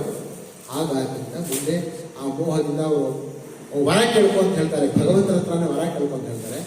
ಭಗವಂತ ಹಾಗಾದರೆ ನನ್ನಿಂದ ನೀವು ಸಾಯಿರಿ, ನನ್ನಿಂದ ವಧೆಯನ್ನು ಪಡೆಯಿರಿ ಅಂತ ಹೇಳ್ತಾನೆ. ಆಮೇಲೆ ಮುಂದೆ ಕಥೆ ಬರುತ್ತೆ, ಭಗವಂತ ಅವನ್ನ ವಧೆ ಮಾಡ್ತಾನೆ ಅನ್ನೋಂಥದ್ದು. ವಂಚಿತಾಭ್ಯಾಮ ಅದೆಲ್ಲ ಬರುತ್ತೆ. ಆಮೇಲೆ ನಾವು ಮೋಸ ಬಂದುಬಿಟ್ವಿ, ಇಲ್ಲಿ ಸಲಿಲದಿಂದ ಪೃಥ್ವಿ ಮತ್ತು ಅಪ್ಪಿನಿಂದ ಭೂಮಿ ಸುತ್ತಿದ್ವೋ ಅಲ್ಲಿ ಸಾಯಿಸು ಅಂತ ಹೇಳಿ ಆಮೇಲೆ ಭಗವಂತ ಚಕ್ರದಿಂದ ಹೊಡೆದು ಸಾಯಿಸ್ತಾನೆ ಅವರಿಬ್ಬರನ್ನು ಅನ್ನೋಂಥ ಕಥೆ. ಈ ಕಥೆಯಲ್ಲಿ ಏನಾಗ್ತಾ ಇದೆ ಅಂತ ಹೇಳಿದರೆ, ಮಧುಕೈಟಭರು ಹುಟ್ಟಿದ್ದರಿಂದ ಕಿವಿಯಿಂದ, ಭಗವಂತನ ಕಿವಿಯಿಂದ. ಭಗವಂತನ ಕಿವಿ ಅಂತ ಹೇಳುವಾಗ ನಾವು ಒಂದನ್ನು ಇಲ್ಲಿ ಜ್ಞಾಪಕ ಇಟ್ಕೊಳ್ಬೇಕು. ಇಲ್ಲಿ ಮೊದಲು ನಮಗೆ ಯಾವುದೇ ರೀತಿಯಾದಂತಹ ಕೆಟ್ಟ ಭಾವನೆಗಳಾಗಲಿ ಅಥವಾ ಕೆಟ್ಟ ವಿಚಾರವಾಗಲಿ ಬರೋದು ಎಲ್ಲಿಂದ? ಮೊದಲು ಕೇಳೋದ್ರಿಂದ. ನಾವು ಹೇಗೆ ಕೇಳ್ತೀವಿ, ಯಾವುದನ್ನು ಕೇಳ್ತೀವಿ, ಅದಕ್ಕೆ ತಕ್ಕಂತೆ ನಮ್ಮ ಭಾವನೆ, ನಮ್ಮ ಜ್ಞಾನಗಳು ಇದೆಲ್ಲ ಆಗುತ್ತೆ. ಅದಕ್ಕೆ ತಕ್ಕಂತೆ ನಮ್ಮ ವ್ಯವಹಾರ ಕರ್ಮವೆಲ್ಲ ಆಗುತ್ತೆ.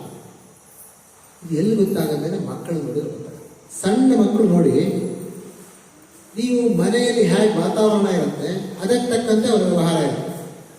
ಒಳ್ಳೆಯ ವಾತಾವರಣ ಇದ್ರೆ ಅದಕ್ಕೆ ಒಳ್ಳೆಯ ತರನೇ ವ್ಯವಹಾರ ಮಾಡ್ತಾ ಇರ್ತಾರೆ. ಕೆಟ್ಟ ಮಾತು ಕೇಳಿದರೆ, ಕೆಟ್ಟ ವಿಚಾರಗಳನ್ನು ಕೇಳಿದರೆ ಅದಕ್ಕೆ ತಕ್ಕಂತೆ ಅವರ ಮನಸ್ಸಲ್ಲಿ ಅದೇ ಭಾವನೆ ಬರುತ್ತೆ. ಅದೇ ರೀತಿಯಾದಂತಹ ಒಂದು ಸಂಸ್ಕಾರ ಆಗುತ್ತೆ, ಕೆಟ್ಟ ಸಂಸ್ಕಾರ. ಅದೇ ರೀತಿಯಾಗಿ ವರ್ತಿಸ್ತಾರೆ. ಅದಕ್ಕೆ ಶಾಸ್ತ್ರದಲ್ಲಿ ಶ್ರವಣ ಅಂತ ಹೇಳ್ತಾರೆ. ಶ್ರವಣ ಬಹಳ ಮಹತ್ವ ಕೊಟ್ಟಿದ್ದಾರೆ. ಶ್ರವಣ ಅಂದರೆ ಕೇಳೋದು. ಕೇಳೋದು ಹೇಗೆ ಕೇಳಬೇಕು? ಒಳ್ಳೆಯದನ್ನು ಕೇಳಬೇಕು. ಚೆನ್ನಾಗಿ ನಾವು ಹೇಗೆ ಬದುಕಬೇಕು ಅದನ್ನು ಕೇಳಬೇಕು. ಇದು ಬರೀ ಮಕ್ಕಳಿಗೆ ಅಷ್ಟೇ ಅಲ್ಲ, ದೊಡ್ಡವರಿಗೂ ಅನಿಸುತ್ತೆ. ನೀವು ಒಂದು ದಿವಸ ಕೇಳಿದ್ರೆ ಎಷ್ಟೋ, ಅಯ್ಯೋ ಒಂದು ಸಾರಿ ಕೇಳಿದ್ರೆ ಏನಾಗತ್ತೆ ಅನ್ಬೋದು. ಒಂದಲ್ಲ, ಅದು ಮತ್ತೆ ಹಂಚ್ಕೊಳ್ಳುತ್ತೆ. ಒಂದು ಸಾರಿ ಕೆಟ್ಟದ್ದನ್ನು ಕೇಳಿದ್ರೆ 2ನೇ ಸಾರಿ, 3ನೇ ಸಾರಿ, 4ನೇ ಸಾರಿ ಅನ್ನೋ ಅಭ್ಯಾಸ ಮಾಡಿಸುತ್ತೆ. ನೋಡಿ, ಸುಮ್ಮನೆ ಹರಟೆ ಹೊಡಿತಾ ಇರುವಾಗ ಅದು ಇದು ವಿಚಾರ ಮಾತಾಡ್ತಾ ಇರ್ತೀವಿ. ಅಲ್ಲಿ ಯಾವುದೋ ಒಂದು ರೀತಿಯಾದಂತಹ ಒಂದು ಸಂತೋಷ ಅಂತ ಕಾಣ್ತಾ ಇದ್ದೀವಿ. ಆ ಮಾತುಗಳಲ್ಲಿ ಎಷ್ಟೋ ಅನೇಕ ವಿಧವಾದಂತಹ ಕೆಟ್ಟ ವಿಚಾರಗಳು, ಕೆಟ್ಟ ಮಾತುಗಳು ಬರಬಹುದು, ನಮಗೆ ಗೊತ್ತಾಗದೆ. ಅದರಿಂದ ನಾವು ಆನಂದ ಪಡ್ಬೋದು. ಯಾರನ್ನೋ ಅನುಕರಿಸಿಯೋ, ಯಾರನ್ನೋ ಅಪಹಾಸ್ಯ ಮಾಡಿಯೋ, ಈ ರೀತಿಯಾಗಿ ಅಂದರೆ ಅದು ಹಾಗೆ ಬೆಳೀತಾ ಹೋದ ಮುಂದೆ ಏನಾಗುತ್ತದೋ ನಮ್ಮ ಮನಸ್ಸಿನ ಪರಿಣಾಮವಾಗಿ ಅದು ಕೂಡ ನಮ್ಮ ವ್ಯವಹಾರದಲ್ಲಿ ಬರುತ್ತೆ. ಆದ್ದರಿಂದ ನಾವು ಕೇಳುವಾಗ ಒಳ್ಳೆಯದನ್ನು ಕೇಳಬೇಕು ಅನ್ನುವಂಥ ಒಂದು ವಿಶೇಷವಾದಂಥ ಒಂದು ಸಂದೇಶವನ್ನು ಈ ಕಥೆಯಲ್ಲಿ ಗೊತ್ತಾಗುತ್ತೆ. ಇಲ್ಲಿ ರಾಕ್ಷಸರು ಹುಟ್ಟಿದ್ರು ಅಂದರೆ ಹೊರಗಡೆ ಹುಟ್ಟಿದ್ದಾರೆ ಅಂತ ಇಟ್ಕೊಳ್ಬೇಕಾಗಿಲ್ಲ.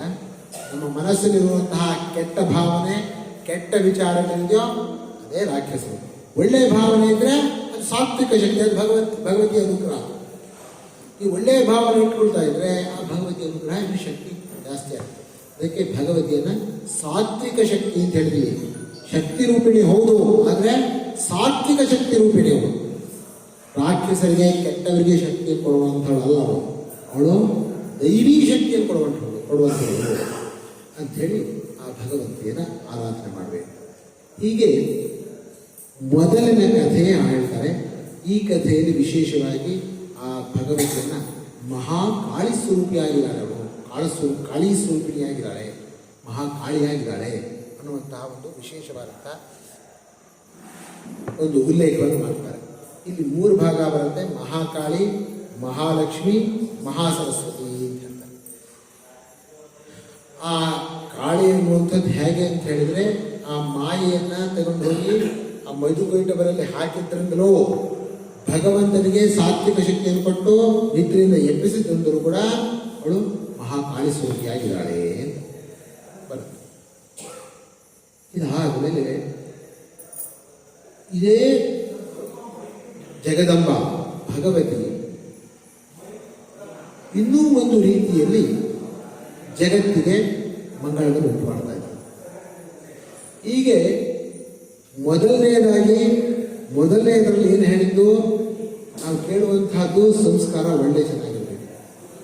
ಎರಡನೇದರಲ್ಲಿ ಹೇಳ್ತಾ ಇದ್ದಾರೆ, ನಾವು ಮಾಡುವಂತಹ ಯಾವುದೇ ಒಂದು ಕರ್ಮದಲ್ಲೂ ಕೂಡ ಅಥವಾ ಯಾವುದೇ ಜ್ಞಾನವಿದೆಯೋ ನಾವು ಪಡ್ಕೊಳ್ಳುವಂತಹ ಜ್ಞಾನ, ಅದರಲ್ಲಿ ಅಹಂಕಾರ ಇರಬಾರ್ದು ಅನ್ನೋದು ತೋರಿಸ್ತಾರೆ. ಎರಡನೇದು ಇಲ್ಲಿ ಎರಡನೆಯ ಚರಿತ್ರೆ.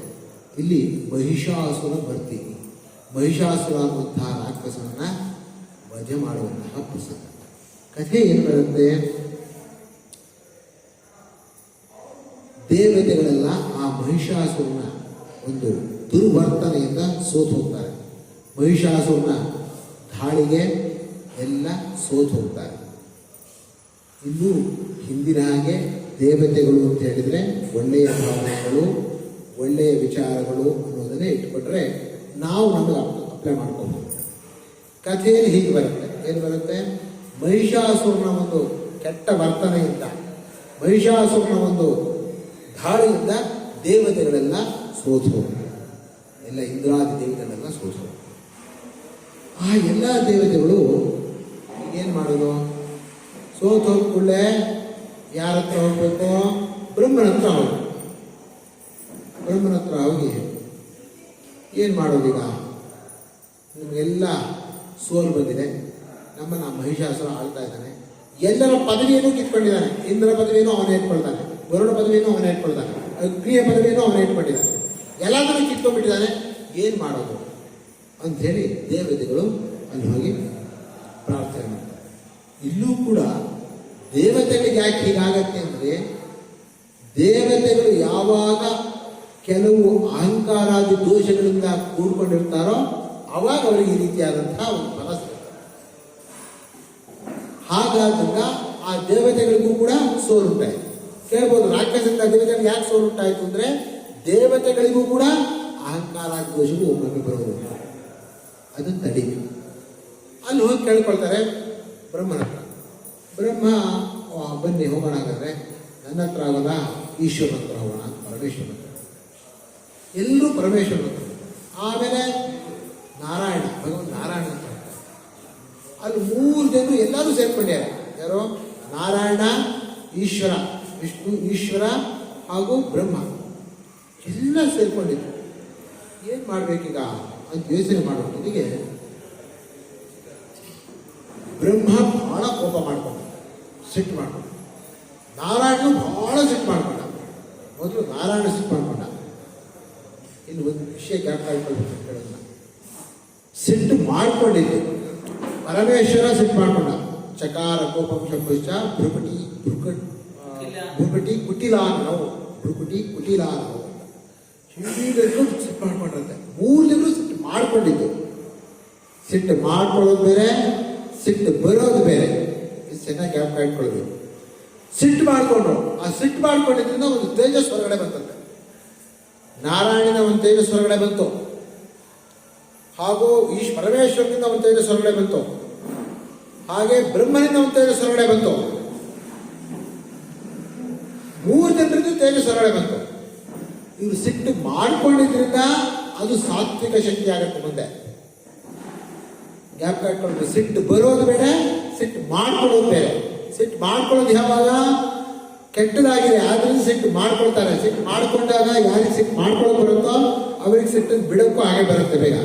ಸಿಟ್ಟು ಬಂದ್ರೆ ತಾನೇ ಬಿಟ್ಟೋಗಲ್ಲ, ತಾನಾಗಿ ಹೇಳಿಬೇಕು ಸಿಟ್ಟದಷ್ಟೇ. ಇದು ಜ್ಞಾಪಕ ಇಟ್ಕೊಳ್ಬೇಕು. ಆದ್ರಿಂದ ಇಲ್ಲಿ ಸಿಟ್ಟು ಮಾಡ್ಕೊಂಡಿದ್ರಿಂದ ಸಾತ್ವಿಕ ಶಕ್ತಿ ಆಯಿತು. 3 ಜನರ ತೇಜಸ್ಸು ಸೇರ್ಕೊಳ್ತು. 3 ತೇಜಸ್ಸು ಬ್ರಹ್ಮ, ನಾರಾಯಣ, ವಿಷ್ಣು ಹಾಗೂ ಪರಮೇಶ್ವರನ ಆ ಶಕ್ತಿ ಸೇರ್ಕೊಂಡ್ರೆ ಕೇಳಬೇಕಾದೋ ಅದ್ಭುತವಾದ ರೂಪವಾಗೋಯ್ತದು. ಅದ್ಭುತವಾದಂತಹ ಮಹಾಮಾತೆ, ಜಗನ್ಮಾತೆ ರೂಪವಾಯಿತು.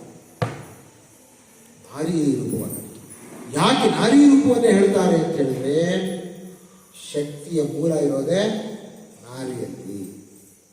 ಪ್ರತಿಯೊಬ್ಬ ವ್ಯಕ್ತಿಗೆ, ಪ್ರತಿಯೊಂದು ಜೀವಿಗೆ ಮೊದಲು ಆರಂಭದಿಂದ ಜ್ಞಾನಶಕ್ತಿಯಾಗಲಿ, ಒಳ್ಳೆಯ ಪೋಷಣೆಯನ್ನಾಗಲಿ, ಒಳ್ಳೆಯ ರೀತಿಯಾದಂತಹ ಆಹಾರವನ್ನಾಗಲಿ, ಅನ್ನವನ್ನಾಗಲಿ ಕೊಡೋಳು ಯಾರೋ? ತಾಯಿ. ಆದ್ದರಿಂದ ಅವಳು ಜಗಜ್ಜನನಿ.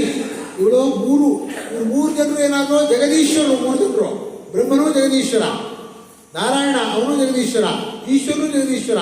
ಅಂತಹ ಜಗದೀಶ್ವರನ ಶಕ್ತಿಯಿಂದ ಬಂದವರು ಜಗಜ್ಜನನಿ ಆದವಳು. ಜಗದೀಶ್ವರನ ಅವರ ತೇಜಸ್ಸಿಂದ ಬಂದವಳು ಯಾರು?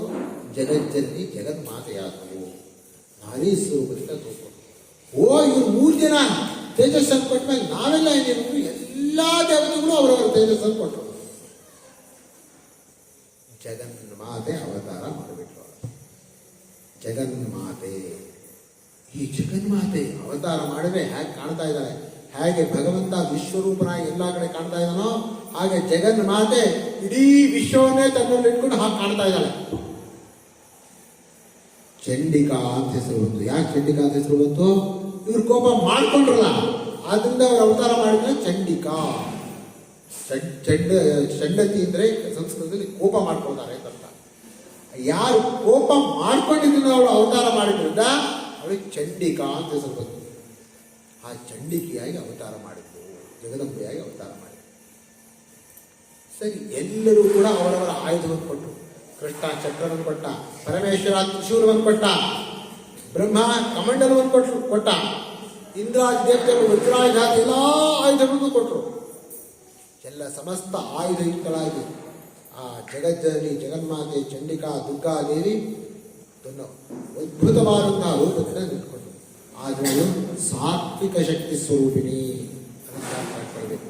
ಬಹಳ ಜನ ಕೂತ್ಕೊಳ್ತಾರೆ, ಉಗ್ರವಾಗಿರ್ತಾಳೆ, ಕಠೋರವಾಗಿರ್ತಾಳೆ, ಅಂತ ಇರ್ತಾಳೆ ಅಂತ.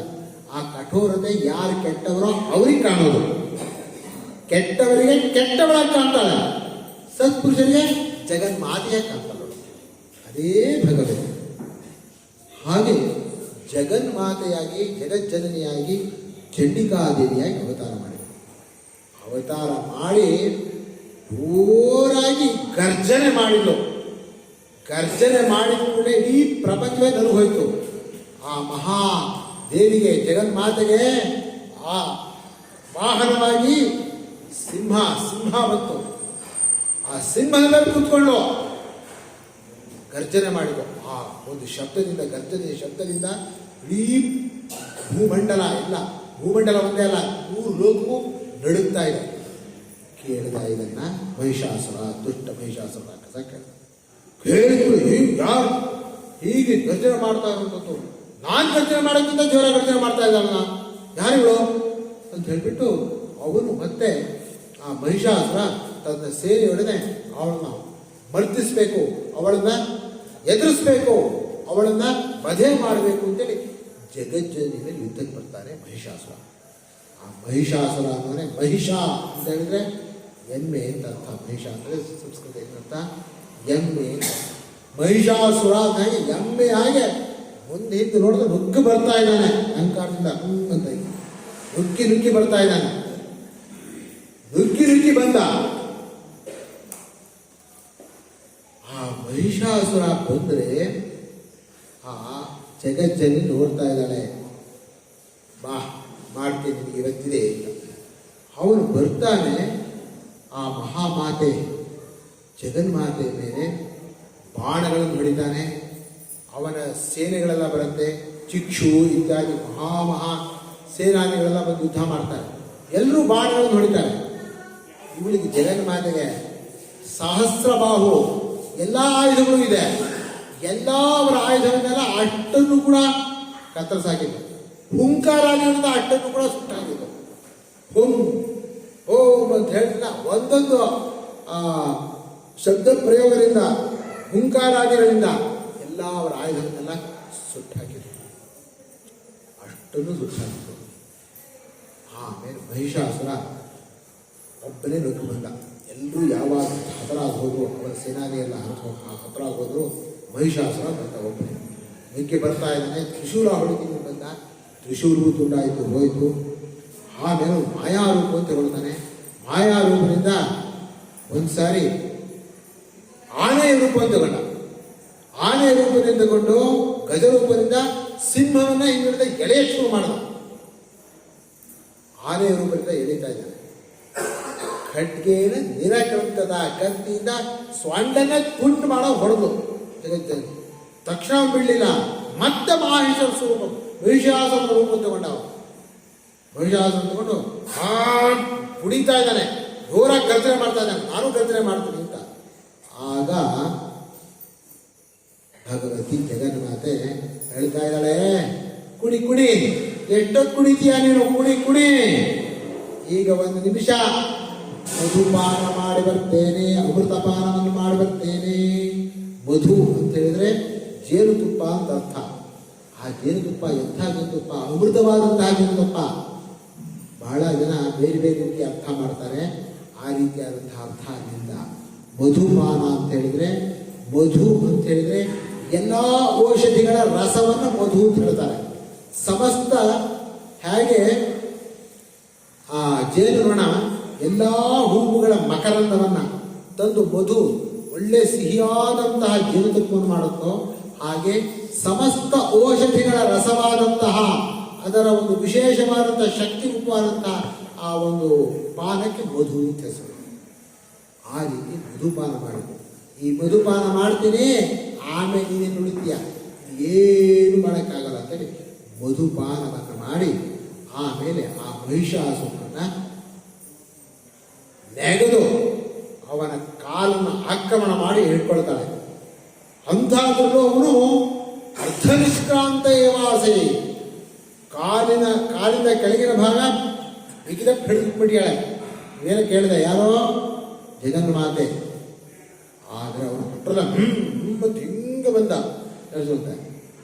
ಆಮೇಲೆ ಅವನಿಗೆ ಹೊಡೆದು ಶೂಲದಿಂದ ಹೊಡೆದು ಆ ಮಹಿಷಾಸುರನನ್ನು ವಧೆ ಮಾಡಿ ಆಮೇಲೆ ಚಕ್ರದಿಂದ ಕತ್ತನ್ನು ಕೊಯ್ದಾಗಿ ಮೊದಲು ಶೂಲದಿಂದ ಹೊಡ್ತಾಳೆ, ಆಮೇಲೆ ಚಕ್ರದಿಂದ ಕೊಂಡು ಮಾಡ್ತಾಳೆ.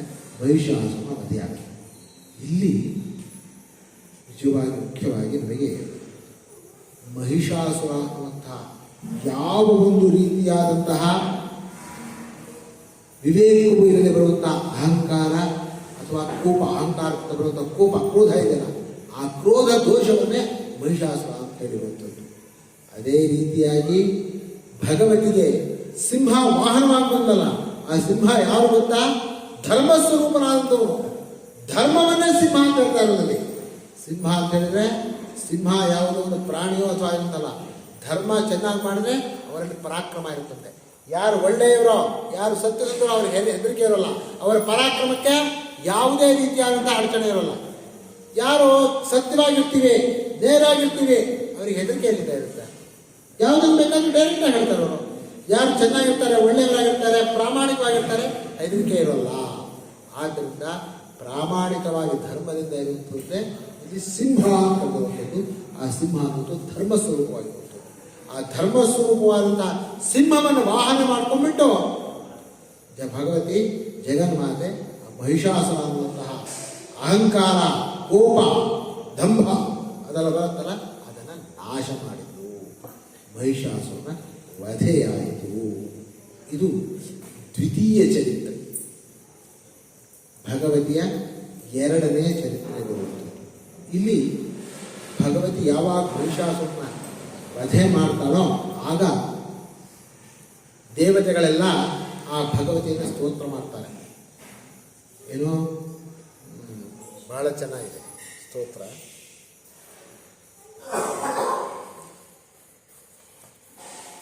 ಸ್ತೋತ್ರ ಏನು ಬರುತ್ತೆ, ಆರಂಭ ಏನಾಗುತ್ತೆ? ಶಕ್ರಾದಯ ಸುರಗಣ ನಿಹತೆ ದಿವೀರ್ಯೇ ತಸ್ಮಿನ್ ದುರಾತ್ಮನಿ ಸುರಾರಿ ಬಲೆ ಚ ದೇವ್ಯಾ ತಾಂ ತುಷ್ಟುವು ಪ್ರಣತಿ ನಮ್ರ ಶಿರೋಧರಾಂಸ ವಾಕ್ಭಿ ಪ್ರಹರ್ಷ ಪುಲಕೋದ್ಗಮ ಚಾರು ದೇಹ ದೇವ್ಯಾಯಯಾ ತದಭಿದಂ ಜಗದಾತ್ಮಶಕ್ತ್ಯಾ ವಿಶೇಷ ದೇವಗಣಶಕ್ತಿ ಸಮೂಹಮೂರ್ತ್ಯ ತಾಮಂಬಿಕಾಮಖಿಲ ದೇವ ಮಹರ್ಷಿ ಪೂಜ್ಯ ಭಕ್ತ್ಯಾನತಾಸ್ಮ ವಿರಧಾದು ಶುಭಾನಿಸಾನಃ. ಯಾರು ಎಲ್ಲ ಈ ನಮ್ಮ ಶತ್ರುಗಳ ಸುರಾರಿ ಕೆಟ್ಟವರಾದಂತಹ ರಾಕ್ಷಸರ ಅಸುರರ ಬಲವನ್ನೆಲ್ಲ ನಾಶ ಮಾಡಿದೋ ಅಂಥವಳಿಗೆ ಶರಣವಾಗಿದ್ದೀವಿ, ಅಂಥವಳನ್ನ ಭಜಿಸ್ತಾ ಇದ್ದೀವಿ. ಯಾರಿಗೆ ಈ ಜಗದ ಆತ್ಮಶಕ್ತಿ ಇದೆಯೋ, ಈ ವಿಶ್ವದ ಶಕ್ತಿಯೇ ಯಾರ ಸ್ವರೂಪದಲ್ಲಿದೆಯೋ ಅಂತಹ ಜಗನ್ಮಾತೆಯನ್ನು ನಾವು ಆಶ್ರಯಿಸ್ತೀವಿ, ಭಕ್ತಿಯಿಂದ ಆಶ್ರಯಿಸ್ತೀವಿ.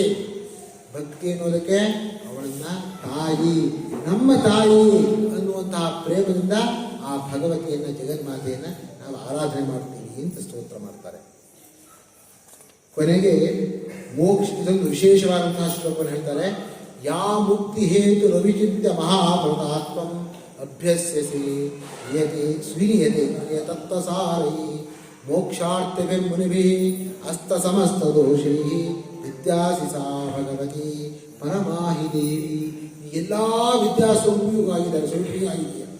ಯಾವ ಮುನಿಗಳು ವೈರಾಗ್ಯ ಹೊಂದಿಬಿಟ್ಟು ಎಲ್ಲವನ್ನೂ ತೊರೆದು ಮೋಕ್ಷವೇ ಬೇಕು, ನಮಗೆ ಸಂಸಾರದಿಂದ ಬಿಡುಗಡೆ ಹೊಂದಬೇಕು, ಆ ಪರಮಾತ್ಮನ್ನೇ ನಾವು ತಿಳ್ಕೊಳ್ಬೇಕು ಅಂತ ಏನು ಹೋಗ್ತಾರೋ ಅಂಥವರಿಗೆ ವಿದ್ಯೆಯನ್ನ, ಅಧ್ಯಾತ್ಮ ಜ್ಞಾನವನ್ನ, ಬ್ರಹ್ಮಜ್ಞಾನವನ್ನು ಕೊಡುವಂತಹ ವಿದ್ಯಾರೂಪಿಣಿಯು ನೀನೇ ಕಣಮ್ಮ ಅಂಥೇಳಿ ಆ ಭಗವತಿಯನ್ನ ಸ್ತೋತ್ರ ಮಾಡ್ತಾರೆ.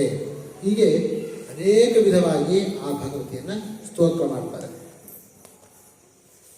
ಅಂದರೆ ಇದೇನಾಯಿತು, ಎಲ್ಲೂ ಕೂಡ ಆ ಭಗವತಿ ಯಾವುದೇ ರೀತಿಯಾದಂತಹ ಅನ್ಯಥಾ ಶಕ್ತಿಯನ್ನು ಹೊಂದಿದವಳಲ್ಲ, ಕೆಟ್ಟ ಶಕ್ತಿ ಉಳ್ಳವಳಲ್ಲ. ಎಲ್ಲ ಕಡೆಯಲ್ಲವಳು ಸಾತ್ವಿಕ ಶಕ್ತಿ ಉಳ್ಳವಳು, ಒಳ್ಳೆಯ ಶಕ್ತಿ ಉಳ್ಳವಳು, ಒಳ್ಳೆಯವರಿಗೆ ಶಕ್ತಿಯನ್ನು ಕೊಡುತ್ತವಳು. ಯಾರು ಕೆಟ್ಟವರಿದ್ದಾರೆ ಅವರಿಗೆ ನೋಡುವಾಗ ಈ ಸಾತ್ವಿಕ ಶಕ್ತಿ ಜಾಸ್ತಿ ಆದ ಕೂಡಲೇ ಅವರಿಗೆ ಅದು ಕೆಟ್ಟದಾಗೆ ಕಾಣುತ್ತಷ್ಟೆ. ಮಹಿಷಾಸುರನಾಗಲಿ ಮಧುಕೈಟಭನಾಗಲಿ ಆ ಭಗವತಿ ದುರ್ಗೆಯಾಗಿ ಭಯಂಕರವಾಗಿ ಕಂಡು. ಯಾಕೆ? ದುಷ್ಟರು ಅವರು ಭಯಂಕರವಾಗಿ ಕಂಡು ಹೀಗೆ ಕಾಣಿಸ್ತಾರೆ. ಅದೇ ಯಾರು ತಾಯಿ, ಅಮ್ಮ, ಜಗನ್ಮಾತಾ ಅಂತ ಅವಳು ಭಜಿಸ್ತಾರೋ ಅವಳಿಗೆ ತಾಯಿಯಾಗಿಯೇ ಕಾಣ್ತಾಳೆ, ಸಾತ್ವಿಕ ಶಕ್ತಿಯಾಗಿ ಕಾಣ್ತಾಳೆ ಅಂತ ಶಕ್ತಿ ಸ್ವರೂಪಿಣಿ ಇವರು. ಹೀಗೆ ಸ್ತೋತ್ರ ಮಾಡ್ತಾರೆ. ಇದಾದ ಮೇಲೆ ಯಾವ ಯಾವ ರೀತಿಯಾಗಿ ಮನುಷ್ಯನಿಗೆ ಮೋಹ ಬರುತ್ತೆ, ಯಾವ ಯಾವ ರೀತಿಯಾಗಿ ಮನುಷ್ಯನಿಗೆ ಅಹಂಕಾರಾದಿ ದೋಷಗಳು ಬರುತ್ತೆ ಅನ್ನೋದನ್ನು ಹೇಳ್ತಾ ಹೋಗ್ತಾ ಇದ್ದಾರೆ. ಮೊದಲು ಯಾವ ಮೋಹ ಬಂದಿತ್ತು ಅವರಿಗೆ, ಆ ಮೋಹ ಒಳ್ಳೆಯವರಿಗೂ ಅಂದರೆ ಒಳ್ಳೆಯವರು ಅಂದರೆ ವಿದ್ಯೆಯನ್ನು ತಿಳ್ಕೊಂಡವರು ಶಾಸ್ತ್ರಜ್ಞರಿಗೂ ಉಂಟಾಗತ್ತೆ ಅಂತ ಹೇಳಿದ್ರೆ, ಮೊದಲನೇದಾಗಿ ಅವರು ಕೇಳಿದ್ದು ಏನಿದೆ, ಅವರ ಮನಸ್ಸಲ್ಲಿ ಏನು ವಿಚಾರ ಇದೆ, ಅದರಿಂದ ಆ ಮೋಹಾದಿ ದೋಷಗಳೆಲ್ಲ ಬರುವಂಥದ್ದು. ಅಹಂಕಾರದಿಂದಲೂ ಕೂಡ ದೋಷ ಬರುತ್ತೆ. ಅಹಂಕಾರ ಒಂದೇ ಅಲ್ಲ, ಅಹಂಕಾರ ಮಮಕಾರ ಅಂತ ಹೇಳ್ತಾರೆ. ನಾನು ನನ್ನದು. ಅಹಂಕಾರ ಅಂದರೆ ದರ್ಪ ಬರಬೇಕು ಅಂತಿಲ್ಲ, ನಾನು ಅಂತ ಅಂದ್ಕೊಳ್ಳೋದು, ಇದನ್ನು ನನ್ನದು ಅಂತ ಅಂದ್ಕೊಂಡ್ರೆ ಆ ನನ್ನದು ಅನ್ನೋದ್ರಿಂದಲೇ ಮನುಷ್ಯನಿಗೆ ಏನಾಗುತ್ತೆ, ಅದರಲ್ಲಿ ಮೋಹ ಬರುತ್ತೆ. ಅವ್ರು ಎಷ್ಟೇ ಅಸಡ್ಡೆ ಮಾಡಿದ್ರು ಅವರನ್ನ ಅವ್ರು ಹೇಗಾಗಿದೆಯೋ ಏನೋ ಅಂತ ಮನಸ್ಸಲ್ಲಿ ಅಂದ್ಕೊಳ್ಳೋದು. ಇದು ಒಂದು ರೀತಿಯಾದಂತಹ ಮೋಹ. ಅರ್ಜುನಿಗೂ ಕೂಡ ಬಂದಿದ್ದ ಮೋಹ ಹೀಗೆ. ಈ ಮೋಹ ಏನಾಗುತ್ತೆ ಅಂದರೆ ನಮಗೆ ದುಃಖಕ್ಕೆ ಕಾರಣವಾಗುತ್ತೆ. ಇದರಲ್ಲಿ ಪ್ರೀತಿ ಬೇರೆ, ಪ್ರೀತಿಯಾದರೆ ಮೋಹ ಆಗಲ್ಲ. ಮೋಹದಲ್ಲಿ ತಪ್ಪಾಡಿಗೂ ಸಾಧಿಸ್ಕೊಳ್ಳುವಂತಹ ಒಂದು ಛಲ ಇರುತ್ತೆ ಮೋಹದಲ್ಲಿ. ನಮ್ಮವರ ಹತ್ತಿರದವರು ಅವರ ಮೇಲೆ ಪ್ರೀತಿ ಇದ್ರೆ ಅವರು ತಪ್ಪು ಮಾಡಿದ್ರೆ ಅವರು ತಿದ್ದುತ್ತಾರೆ, ಹೌದಾ? ಕೇವಲ ಪ್ರೀತಿ ಇದ್ರೆ ತಿದ್ದುತ್ತಾರೆ. ಮೋಹ ಅಂದ್ರೆ ಏನಾಗುತ್ತೆ, ಅವ್ರು ತಪ್ಪು ಮಾಡಿದ್ರು ಸಾಧಿಸ್ಕೊಳಕ್ ಹೋಗ್ತಾರೆ. ಧೃತರಾಷ್ಟ್ರಕ್ಕೆ ಬಂದಿದ್ದು ಮೋಹ. ಧೃತರಾಷ್ಟ್ರ ದುರ್ಯೋಧನ ಏನ್ ಮಾಡಿದ್ರು ಸರಿ ಅಂತ ಇದ್ದ. ಧೃತರಾಷ್ಟ್ರಕ್ಕೆ ಬಂದಿದ್ದು ಮೋಹ. ಸರಿಯಾಗಿ ಪ್ರೇಮವಿದ್ರೆ ಅವ್ರಿಗೆ ತಿದ್ದಬೇಕಾಗಿತ್ತು. ಇಲ್ಲ ಈಗ ಮಾಡೋದು ಸರಿಯಲ್ಲ, ತಪ್ಪು ಅಂತ. ತಾಯಿಯಾಗಿರ್ತದೆ ಹೀಗೆ ತಿದ್ದವಳಾಗಿರ್ತಾಳೆ, ಪ್ರೀತಿಯಿಂದ ತಿದ್ದವಳಾಗಿರ್ತಾಳೆ. ಹಾಗಾದ್ರಿಂದ ನಾವು ಕೇವಲ ಶುದ್ಧವಾದಂತಹ ಪ್ರೇಮವನ್ನು ಇಟ್ಕೊಳ್ಬೇಕೆ ಹೊರತು ಮೋಹವನ್ನು ಇಟ್ಟುಕೊಂಡ್ರೆ ಏನಾಗುತ್ತೆ, ಅದನ್ನು ನಮಗೆ ದುಃಖ ಆಗುತ್ತೆ. ಧೃತರಾಷ್ಟ್ರ ಎಷ್ಟು ದುಃಖ ಅನುಭವಿಸ್ತಾ ನಮ್ಗೆ ಗೊತ್ತಿದೆ. ಹೀಗೆ ಯಾವುದೇ ವಿಷಯದಲ್ಲಿ ನಾವು ಅವರ ಕರ್ತವ್ಯವನ್ನು ಮಾಡುವಾಗ, ಅವರನ್ನ ಪ್ರೇಮದಿಂದ ನೋಡುವಾಗ, ಪ್ರೇಮ ಬರೋದು ಸಹಜ. ಯಾಕೆಂದರೆ ಪ್ರೇಮದಿಂದಲೇ ಸುಖ ಬರುವಂಥದ್ದು. ಒಬ್ಬ ವ್ಯಕ್ತಿಯನ್ನು ಪ್ರೀತಿಸಿದರೆ, ಒಂದಷ್ಟು ಜನರ ಜೊತೆ ಪ್ರೀತಿಯಿಂದ ವ್ಯವಹಾರ ಮಾಡಿದರೆ ನಮಗೆ ಸುಖ ಸಿಗುತ್ತೆ. ಆದರೆ ಅದು ಯಾವತ್ತೂ ಕೂಡ ಆ ಪ್ರೇಮ ಮೋಹವಾಗಬಾರದು. ಮೋಹವಾದರೆ ಅವಾಗ ದುಃಖಕ್ಕೆ ಕಾರಣವಾಗುತ್ತೆ. ಮೋಹ ಆದರೆ ನಮ್ಮ ಕರ್ತವ್ಯವನ್ನು ಬಿಡಿಸುತ್ತೆ, ಹೀಗಾಗತ್ತೆ. ಈಗ ಅದೇ ರೀತಿಯಾಗಿ ಇನ್ನು ಯಾವ ರೀತಿಯಾದಂತಹ ಮೋಹಗಳು ಬರುತ್ತೆ ಮನುಷ್ಯನಿಗೆ ಅನ್ನೋದನ್ನು ಮುಂದಿನ ಚರಿತ್ರೆಯಲ್ಲಿ ಹೇಳ್ತಾ ಇದ್ದಾರೆ. ಮುಂದಿನ ಚರಿತ್ರೆ ಶುಂಭ ನಿಶುಂಭರ ವಧೆ. ಕಥೆ ಏನಾಗುತ್ತೆ, ಮತ್ತೆ ಅದೇ ರೀತಿಯಾಗಿ ಯಾವ ದೇವತೆಗಳಿದ್ರೋ ಆ ದೇವತೆಗಳಿಗೆ ಮತ್ತೆ ರಾಜ್ಯಾದಿಗಳನ್ನು ಕಳ್ಕೊಳ್ಳುವಂತಹ ಪ್ರಸಂಗ. ಇಲ್ಲೂ ಕೂಡ ನಾವು ಹೀಗೆ ಯೋಚನೆ ಮಾಡಬೇಕು. ಯಾಕೆ ದೇವತೆಗಳು ಕಳ್ಕೊಳ್ತಾರೆ ರಾಜ್ಯಾದಿಗಳನ್ನು, ತಮ್ಮ ಸ್ಥಾನವನ್ನು ಯಾವಾಗ ಕಳ್ಕೊಳ್ತಾರೆ ಅಂದರೆ, ಯಾವಾಗ ತಮ್ಮಲ್ಲಿ ದೋಷವನ್ನು ಇಟ್ಕೊಳ್ತಾರೋ ಅವಾಗ ಕಳ್ಕೊಳ್ತಾರೆ.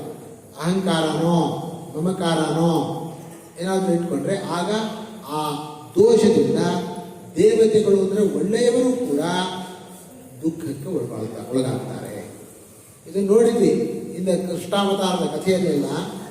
ಇಂದ್ರ ಹೇಗೆ ಜನ್ಮಪಟ್ಟ, ಆ ಇಂದ್ರನ ಒಂದು ಗರ್ವವನ್ನು ಹೇಗೆ ಭಗವಂತ ಹರಣ ಮಾಡಿದ.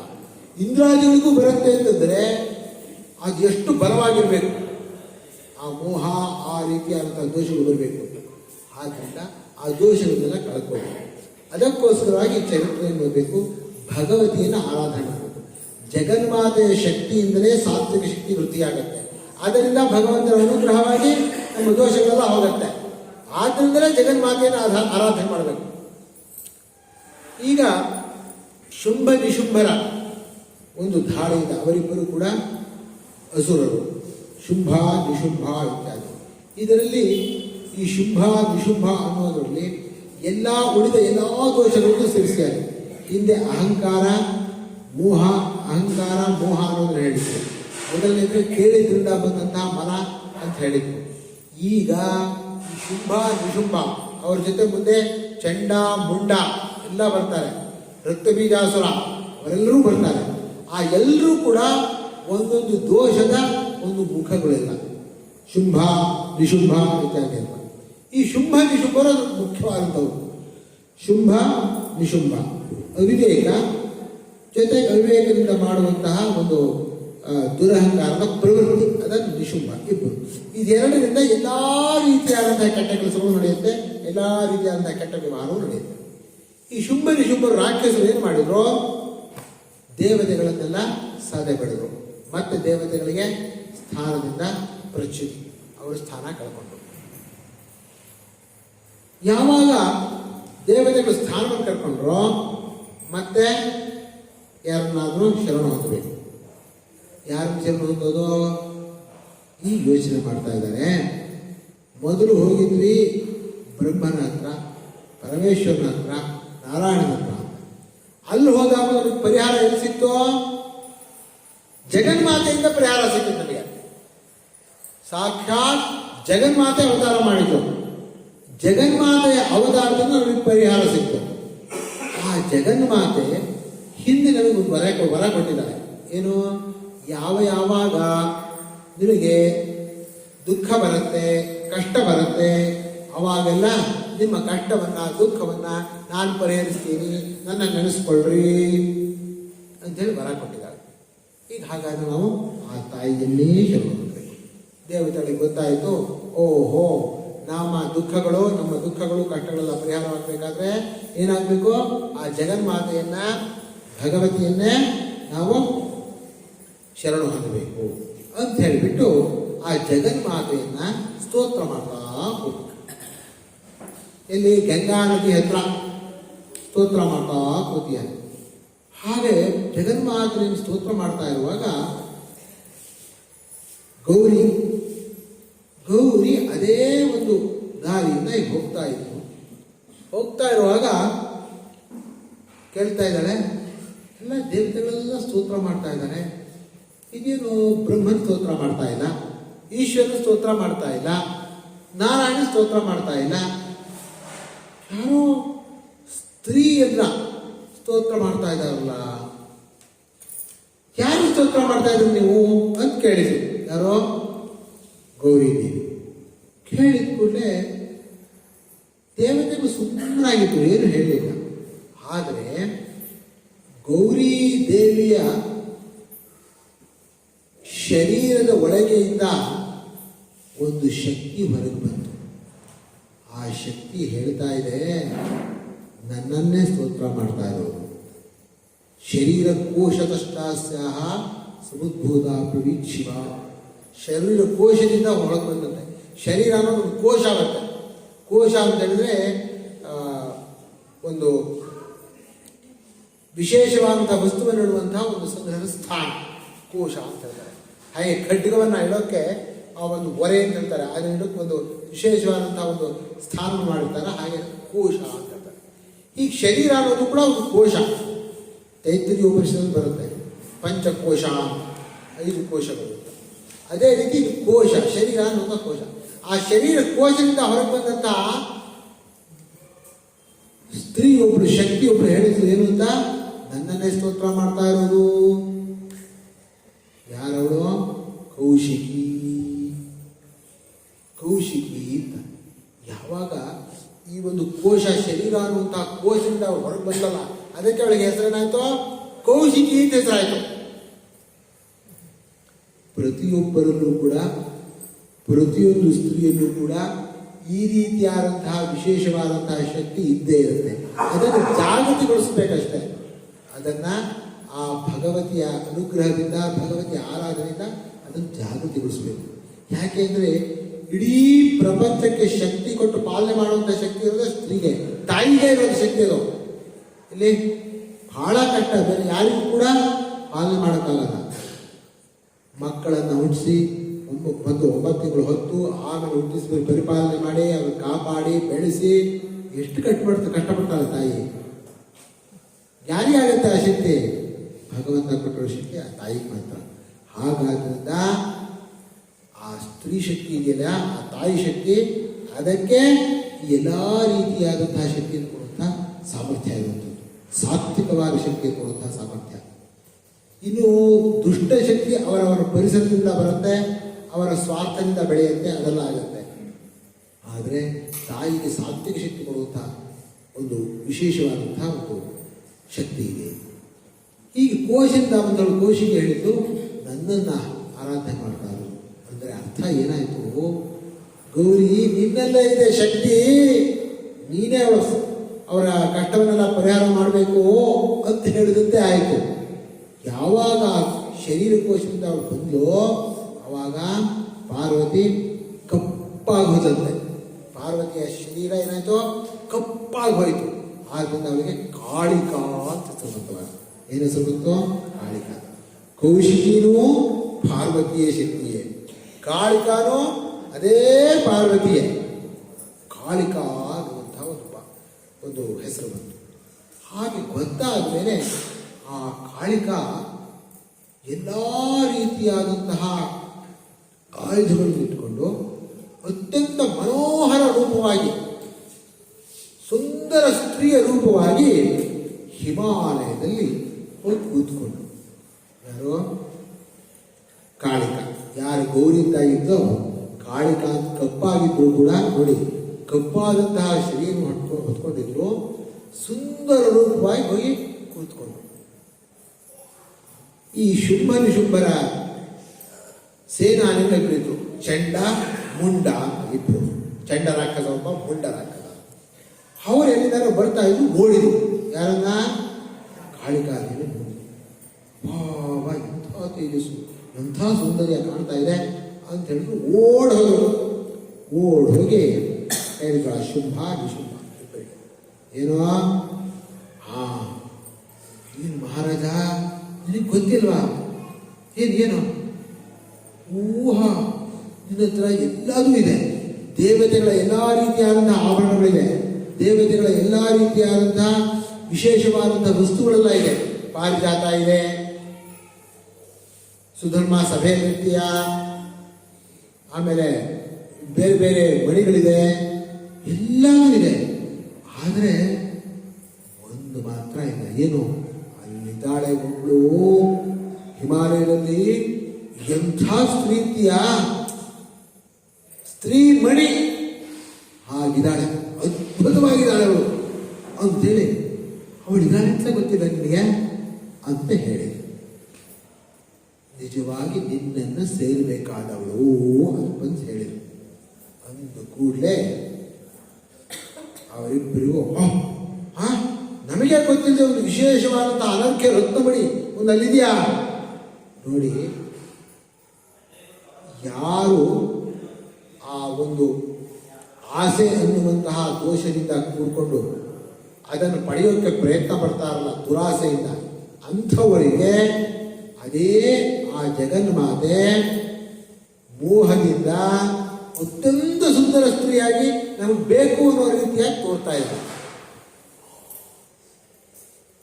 ಆಸೆ ಉಂಟು. ಹಾಗಾದ್ರೆ ಯಾರವನು? ಸುಗ್ರೀವ ಬರಲಿ ಸರಿ. ಸುಗ್ರೀವ ಅನ್ನುವಂತಹ ಒಬ್ಬ ಸೇವಕನ ಕರೆದು, ಹೋಗ ಸಂದೇಶ ತಗೊಂಡೋಗು, ಶುಂಭ ನಿಶುಂಭ ಆಯ್ಕೆ ಮಾಡಿದ್ದಾರೆ, ಬರಬೇಕಂತೆ. ನನ್ನನ್ನಾಗಲಿ ಅಥವಾ ನನ್ನ ತಮ್ಮ ನಿಶುಂಭ ಆಗಲಿ ಇಬ್ಬರನ್ನೊಬ್ಬರು ಮದುವೆ ಹಾಕೋಬೇಕಂತೆ, ಹೇಳೋಳಿಗೆ ಹೋಗು ಅಂತೇಳಿ ಸುಗ್ರೀವ ಅನ್ನುವಂಥ ದೂತನನ್ನು ಕಳಿಸಿದ್ರು. ಶುಂಭ ನಿಶುಂಭ ಇತ್ತು. ಅವನು ಹೋದ, ಸುಗ್ರೀವ ಅನ್ನುವಂಥ ದೂತ ಹೋದ್ರೆ ಅಲ್ಲಿ ನಿಲ್ತಾ ಕೂತಿದ್ದಾಳೆ ಕಾಳಿಕಾ ಜಗನ್ಮಾತೆ. ಅವ್ರು ಹೇಳ್ದ, ನಾನು ಯಾರು ಗೊತ್ತಾ? ಯಾರು? ಶುಂಭ ನಿಶುಂಭರ ಸೇವಕ ದೂತ. ಏನು? ಅವ್ರು ಹೇಳಿ ಕಳಿಸಿದ್ದಾರೆ. ಏನು ಗೊತ್ತಾ? ನೀನು ಬರ್ಬೇಕಂತೆ, ನೀನು ಅನರ್ಘ್ಯ ರತ್ನವಂತೆ ಆ ಶುಂಭನ್ನ ಅಥವಾ ನಿಶುಂಭನ್ನ ಬರೆಸ್ಬೇಕಂತೆ. ಬಹಳ ನೀನು ಅತ್ಯಂತ ಪುಣ್ಯ ಮಾಡಿದ್ಯಾ, ಬಹಳ ದೊಡ್ಡವರಿಬ್ರು, ಇಡೀ ಮೂರೊಂದನೇ ಆಳುವಂಥವರು, ಬೇಗ ಬರಬೇಕಂತೆ ಅಂತೇಳಿ ಹೇಳಿ ಕಳಿಸಿದ್ದಾರೆ ಅಂತ ಹೇಳ್ದ ಸುಗ್ರೀವ. ನಗ್ತಾ ಇತ್ತು. ಯಾರೋ? ಕಾಳಿಕಾದೇವಿ ಜಗನ್ಮಾತೆ ಅಂತ ಹೇಳ್ತಾ ಇದ್ದಾರೆ. ಶುಂಭರ ಸೇವಕನ? ಬಹಳ ದೊಡ್ಡವರೇ. ಹೌದು, ನೀ ಎಲ್ಲ ಹೇಳಿದ್ ಸರಿ, ವ್ಯಾಹಗಾಜ್ಞ ಸರ್ವೇಶು, ಅವರ ಆಜ್ಞೆಯನ್ನ ಯಾರೂ ಇರೋದಿಲ್ಲ, ದೇವತೆಗಳೇ ನಡೀತಾರೆ ಅವರಿಗೆ ಎಲ್ಲ. ಹೌದು, ಸರಿ ಸರಿ ನಿಜ. ಆದರೆ ಏನು ಮಾಡಲಿ, ನಾನು ಪ್ರತಿಜ್ಞೆ ಮಾಡಿದ್ದೀನಿ. ಏನು ಪ್ರತಿಜ್ಞೆ ಮಾಡಿದ್ದೀನಿ?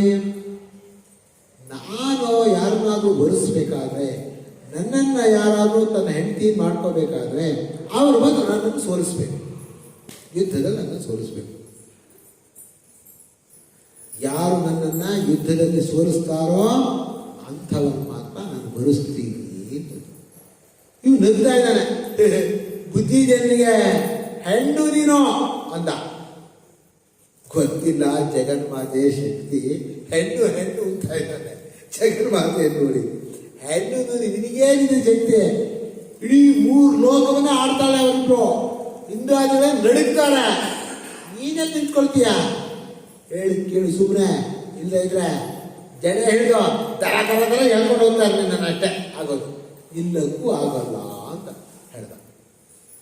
ಹೇಳಿದ ಕೂಡಲೇ ಜಗನ್ಮಾತೆ ಹೇಳ್ತಾ ಇದ್ದಾಳೆ, ನೀನು ಹೇಳಿದ ಸರಿ, ಅದು ಏನು ಮಾಡಲಿ, ಪ್ರತಿಜ್ಞೆ ಮಾಡಿಬಿಟ್ಟಿದ್ದೀನಲ್ಲ ಜಗನ್ಮಾತೆ. ಹಾಗಾದ್ರೆ ಬರೋಲ್ಲ, ಆಗಿಲ್ಲ. ಹೇಳು ಅವರಿಗೆ, ನನ್ನನ್ನು ಯುದ್ಧದಲ್ಲಿ ಗೋಮೆ ಪ್ರತಿಫಲೋಲೋಕೆ ಸಮಯ ಭರ್ತ ಭವಿಷ್ಯತಿ, ನನ್ನಲ್ಲಿ ಆ ಯುದ್ಧದಲ್ಲಿ ಸೋಲಿಸ್ತಾನೋ ಅವನನ್ನು ಗಂಡ ಆಗೋದು, ಹೋಗಿ ಹೇಳು ಅಂತ ಹೇಳಿ. ಸರಿ ಅಂತ ಬಂದು ಹೇಳ್ದ. ಹೇಳಿದ ಕೂಡ ಸಿಟ್ಟು ಬಂದ್ಬಿಟ್ಟು, ನಮ್ಮನ್ನ ಯುದ್ಧ ಕರೀತಾಳ, ನನ್ನನ್ನು ಯುದ್ಧ ಮಾಡ್ತಾರಂತಲ್ವ ಅಂತ ಹೇಳಿದ್ರು. ಆಮೇಲೆ ಇನ್ನೊಬ್ಬ ರಾಕ್ಷಸ ಏನವರು ಅವನನ್ನು ಕಳಿಸ್ತಾರೆ. 60,000 ಜನ ರಾಕ್ಷಸ ಜೊತೆ ಹೋಗೋ, ಅವಳಿಂದ ಹೇಳ್ಕೊಂಬ, ಹೇಗಾದ್ರಾಗ್ಲಿ ಅವಳ ಜೊತೆ ಯಾರಿದ್ರಾಗ್ಲಿ ಅವರೆಲ್ಲರೂ ಕೂಡ ಹೊಡೆದು ಅಷ್ಟು ಜನರನ್ನು ಮುಗಿಸಿ ಕರ್ಕೊಂಬ ಅಂಥೇಳಿ ಕಳಿಸ್ದ. ಅವನ ಹೆಸರು ಸಿಗ್ತಾ ಇಲ್ಲ ನನಗೆ, ಏನಾಯ್ತು, ಹೇ ಏನು ಬರುತ್ತಲ್ಲ, ಹೇ ಯಾರ ಮನೆ ಸಿಗ್ತಾ ಇಲ್ಲ. ಹಾಗೆ 60,000 ಜನ ರಾಕ್ಷಸರ ಜೊತೆ ಕಳಿಸ್ತಾನೆ. ಅವನು ಬರ್ತಾನೆ ಯುದ್ಧಕ್ಕೆ. ಬಂದು ಬಿಟ್ಟು ನಡಿ ಸುಮ್ಮನೆ ಹತ್ರ ನೋಡೋದೇ ಇದ್ರೆ ಅಂತೇಳಿ ನುಗ್ತಾನೆ.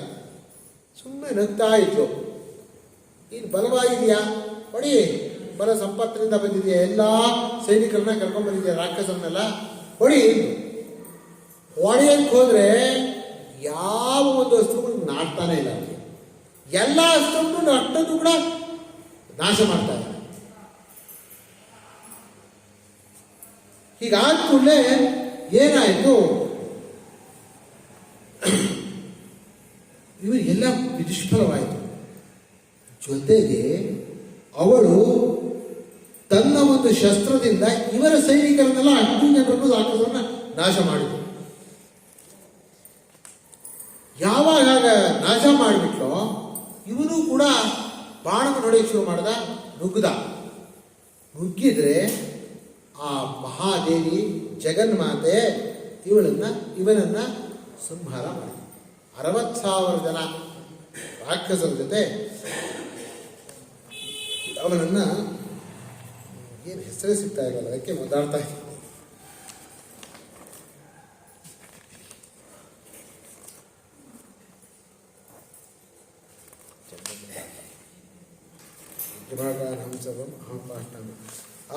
ಇವನು ಏನು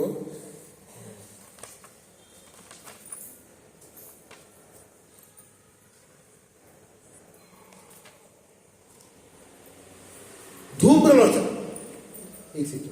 ಧೂಮ್ರಲೋಚನ ಅನ್ನುವಂಥ ಹೆಸರು. ಧೂಮ್ರಲೋಚನ ಅನ್ನುವಂಥ ರಾಕ್ಷಸ. ಆ ಧೂಮ್ರಲೋಚನನ್ನು ಕಳಿಸ್ತಾನೆ. ಆ ಧೂಮ್ರಲೋಚನ ವಧೆಯೂ ಕೂಡ ಆಗತ್ತೆ. ಧೂಮ್ರಲೋಚನ ಕೂಡ ಆ ದೇವಿ ವಧೆ ಮಾಡ್ತಾಳೆ. ಧೂಮ್ರಲೋಚನ, ಹೇ ಧೂಮ್ರಲೋಚನಾಶಿತ್ವಂ ಸುಸೈನ್ಯ ಪರಿವಾರಿತ ಅಂತ ಹೇಳಿ ಶ್ಲೋಕದಿಂದ ಹೇಳ್ತಾಳೆ ದೇವಿ. ಆ ಧೂಮ್ರಲೋಚನನ್ನ ಕೊಂದು ಹಾಕ್ತಾಳೆ, ವಧೆ ಮಾಡ್ತಾಳೆ. ಧೂಮ್ರಲೋಚನ ವಧೆಯೂ ಆಯಿತು. ಈ ಧೂಮ್ರಲೋಚನಾದಿಗಳೆಲ್ಲ ಆ ಶುಂಭನ ಪರಿವಾರದವರು.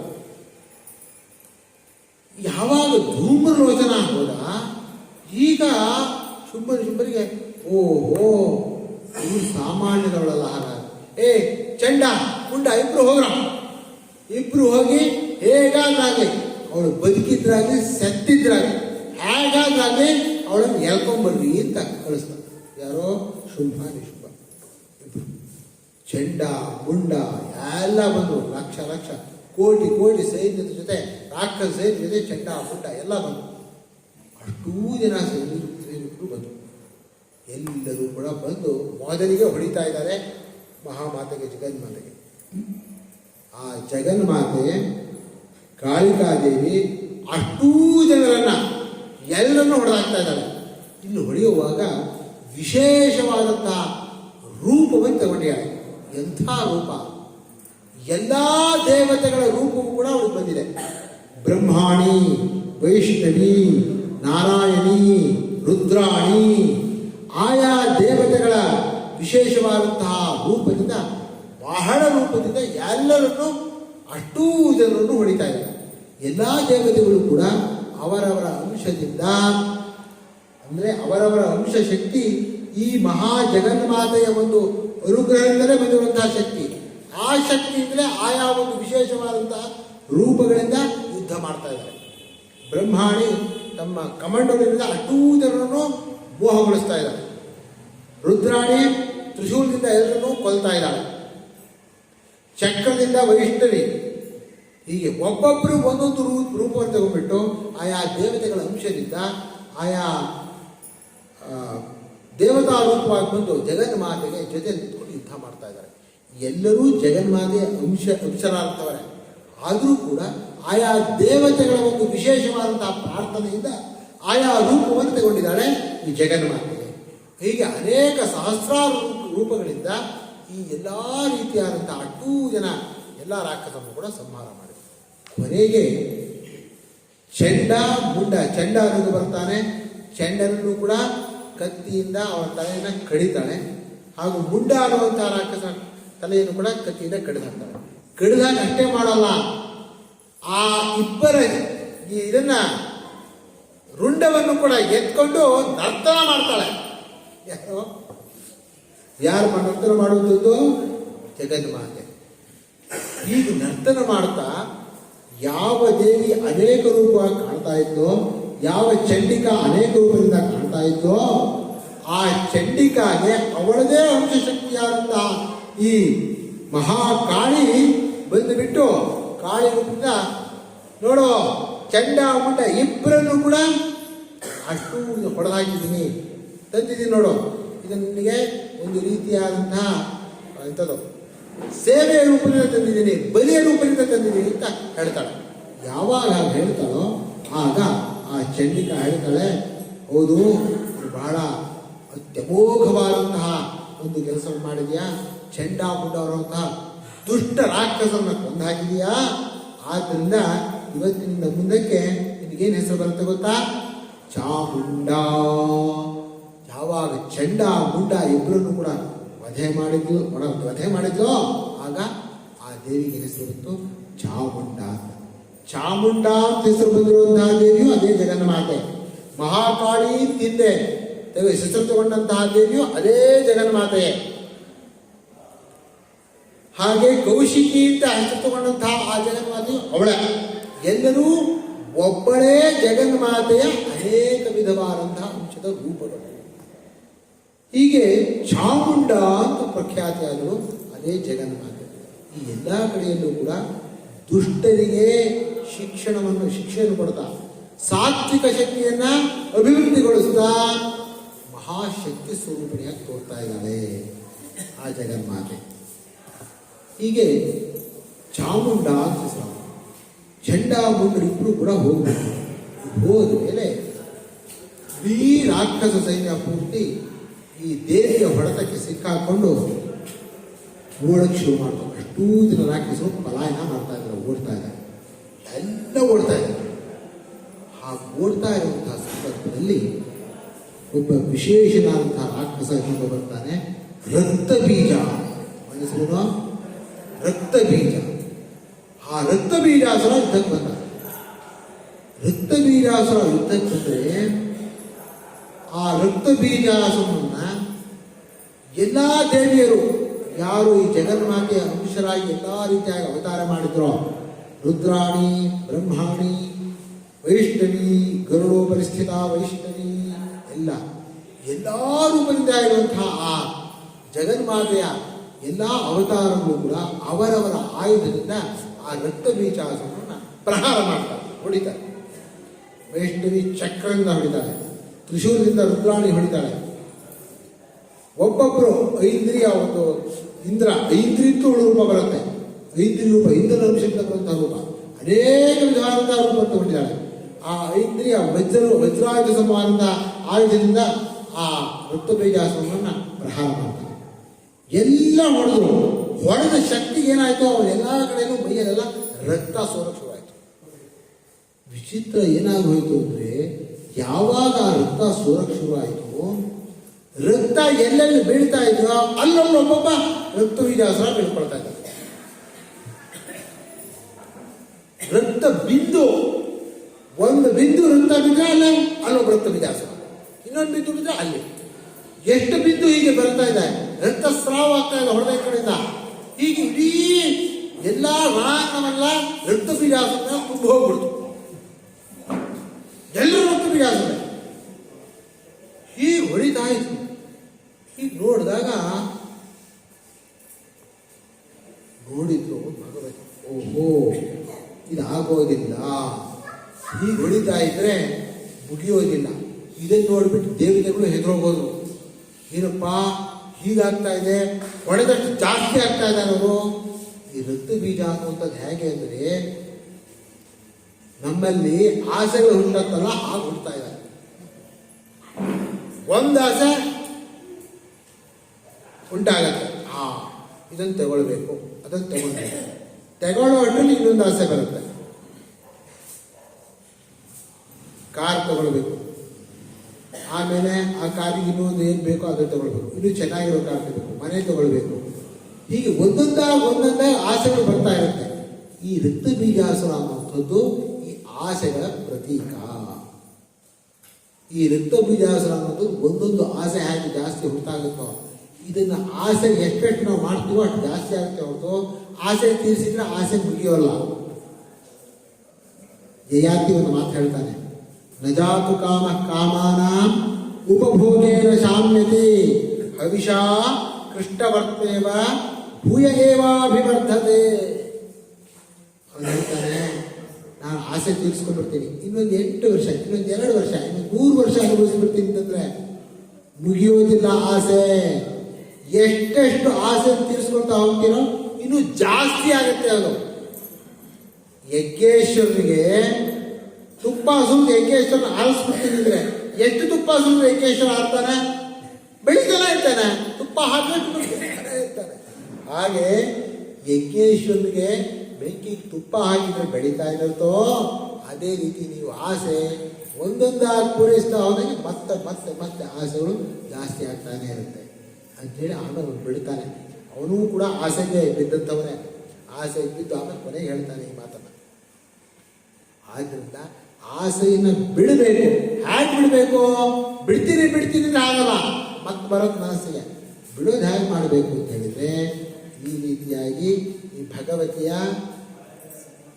ಜಗನ್ಮಾತೆಯ ಆರಾಧನೆಯನ್ನು ಮಾಡ್ತಾ, ತಾಯಿ ಇದನ್ನು ಮುಕ್ತಿಗೊಳಿಸು, ಈ ಆಸೆ ಎನ್ನುವಂತಹ ಮಾಯಿಂದ ಬಿಡಿಸು ನಮ್ಮನ್ನ ಅಂತೇಳಿ ಅವಳನ್ನು ಆರಾಧನೆ ಮಾಡ್ತಾ, ಈ ಮುಕ್ತಿ, ಈ ಆಸೆಯಿಂದ ಮುಕ್ತಿ ಪಡೆಯೋದಕ್ಕೆ ನೀನು ದಾರಿ ತೋರಿಸ್ಬೇಕು. ಹೇಗೆ ದಾರಿ ತೋರಿಸ್ಬೇಕು? ಯಾವನು ಎಲ್ಲೆಲ್ಲೂ ನನ್ನಲ್ಲೂ ನಿನ್ನ ಜೊತೆಗೆ ಇಟ್ಕೊಂಡು ಸರ್ವಾತ್ಮನಾಗಿ ನಾನು ಅಂತಹ ಪರಮಾತ್ಮನ ಪ್ರೇಮ ಮಾಡುವಂತಹ, ಭಕ್ತಿಯಿಂದ ಆರಾಧನೆ ಮಾಡುವಂತಹ ಬುದ್ಧಿ ಕೊಡಮ್ಮ, ಆ ಶಕ್ತಿ ಕೊಡಮ್ಮ ಅಂತೇಳಿ ಅವಳನ್ನು ಕೇಳ್ಕೊಳ್ಬೇಕು. ಹಾಗೆ ಕೇಳ್ಕೊಂಡ್ರೆ ಮಾತ್ರ ನಮಗೆ ಈ ಆಸೆಯಿಂದ ಮುಕ್ತಿ ಸಿಗುತ್ತೆ. ಯಾಕೆ ಅಂತ ಹೇಳಿದ್ರೆ, ಆ ಜಗನ್ಮಾತೆಯ ಅಣ್ಣನ ಭಗವಂತ. ಹಾಗಾದ್ದರಿಂದ ಜಗನ್ಮಾತೆ ಕೇಳ್ಕೊಂಡ್ರೆ ಅವಶ್ಯವಾಗಿ ಅದೆಲ್ಲ ಸಿದ್ಧಿಸುತ್ತೆ. ಆ ರೀತಿಯಾದಂಥ ಸಾತ್ವಿಕ ಶಕ್ತಿಯು ಬೆಳೆಯುತ್ತೆ, ಜೊತೆಗೆ ಆ ಭಗವಂತನ ಒಂದು ಪ್ರೇಮವೂ ಭಕ್ತಿಯೂ ಬೆಳೆಯುತ್ತೆ. ಹಾಗಾದ್ರಿಂದ ನಾವು ಜಗನ್ಮಾತೆಯನ್ನು, ಈ ಆಸೆಯನ್ನು ಬಿಡೋದಕ್ಕೆ ಜಗನ್ಮಾತೆಯನ್ನು ಹಚ್ಕೋಬೇಕು. ಜಗನ್ಮಾತೆ ಹಚ್ಕೊಂಡ್ರೆ ಜಗನ್ಮಾತೆ ಭಗವಂತನ ಹಚ್ಚಿಸ್ತಾಳೆ. ಇಲ್ಲಿ ಹೋಗು, ಇವನನ್ನು ನೋಡು, ಇವನನ್ನು ಪ್ರೇಮ ಮಾಡು, ಇವನಲ್ಲಿ ಭಕ್ತಿ ಇಡು ಅಂತೇಳಿ ತೋರಿಸ್ತಾಳೆ, ದಾರಿಯನ್ನು ತೋರಿಸ್ತಾಳೆ. ಇದು ದಾರಿ. ಈಗ ಏನಾಯ್ತಿದೆ ಇಲ್ಲಿ? ರಕ್ತ ಬೀಜಾಸುರ. ರಕ್ತಬೀಜಾಸುರನ ಸಾಯಿಸೋಕ್ಕೆ ಏನು ಮಾಡ್ತಾರೆ? ಯೋಚನೆ ಮಾಡಿದ್ರು. ಓಹೋ, ಹೀಗಾಗಲ್ಲ. ಯಾರು ಚಾಮುಂಡಿ ಆಗಿದ್ದಾಳೋ ಆ ಚಾಮುಂಡಿಯನ್ನ ಅದೇ ಜಗನ್ಮಾತೆ ಅಂಶವಾದಂತಹ ಆ ಭಗವತಿ ಹೇಳ್ತಾ ಇದ್ದಾಳೆ, ನೀನು ಎಲ್ಲ ಕಡೆ ಕೂಡ ನಾಲಿಗೆಯನ್ನು ಪ್ರಸಾರ ಮಾಡು. ನಾಲಿಗೆಯಿಂದ ಎಲ್ಲ ಕಡೆ ಇರಬೇಕು, ಚಾಚಬೇಕು. ಭೂಮಿಯ ಪ್ರತಿಯೊಂದು ಕಡೆಯಲ್ಲೂ ಕೂಡ ನಾಲಿಗೆ ಇರಬೇಕು. ಆ ರಕ್ತ ಬೀಜಾಸುರ ನಿಂತ್ಕೊಂಡ್ರೆ ನಾಲಿಗೆ ಮೇಲೆ ನಿಂತ್ಕೋಬೇಕು.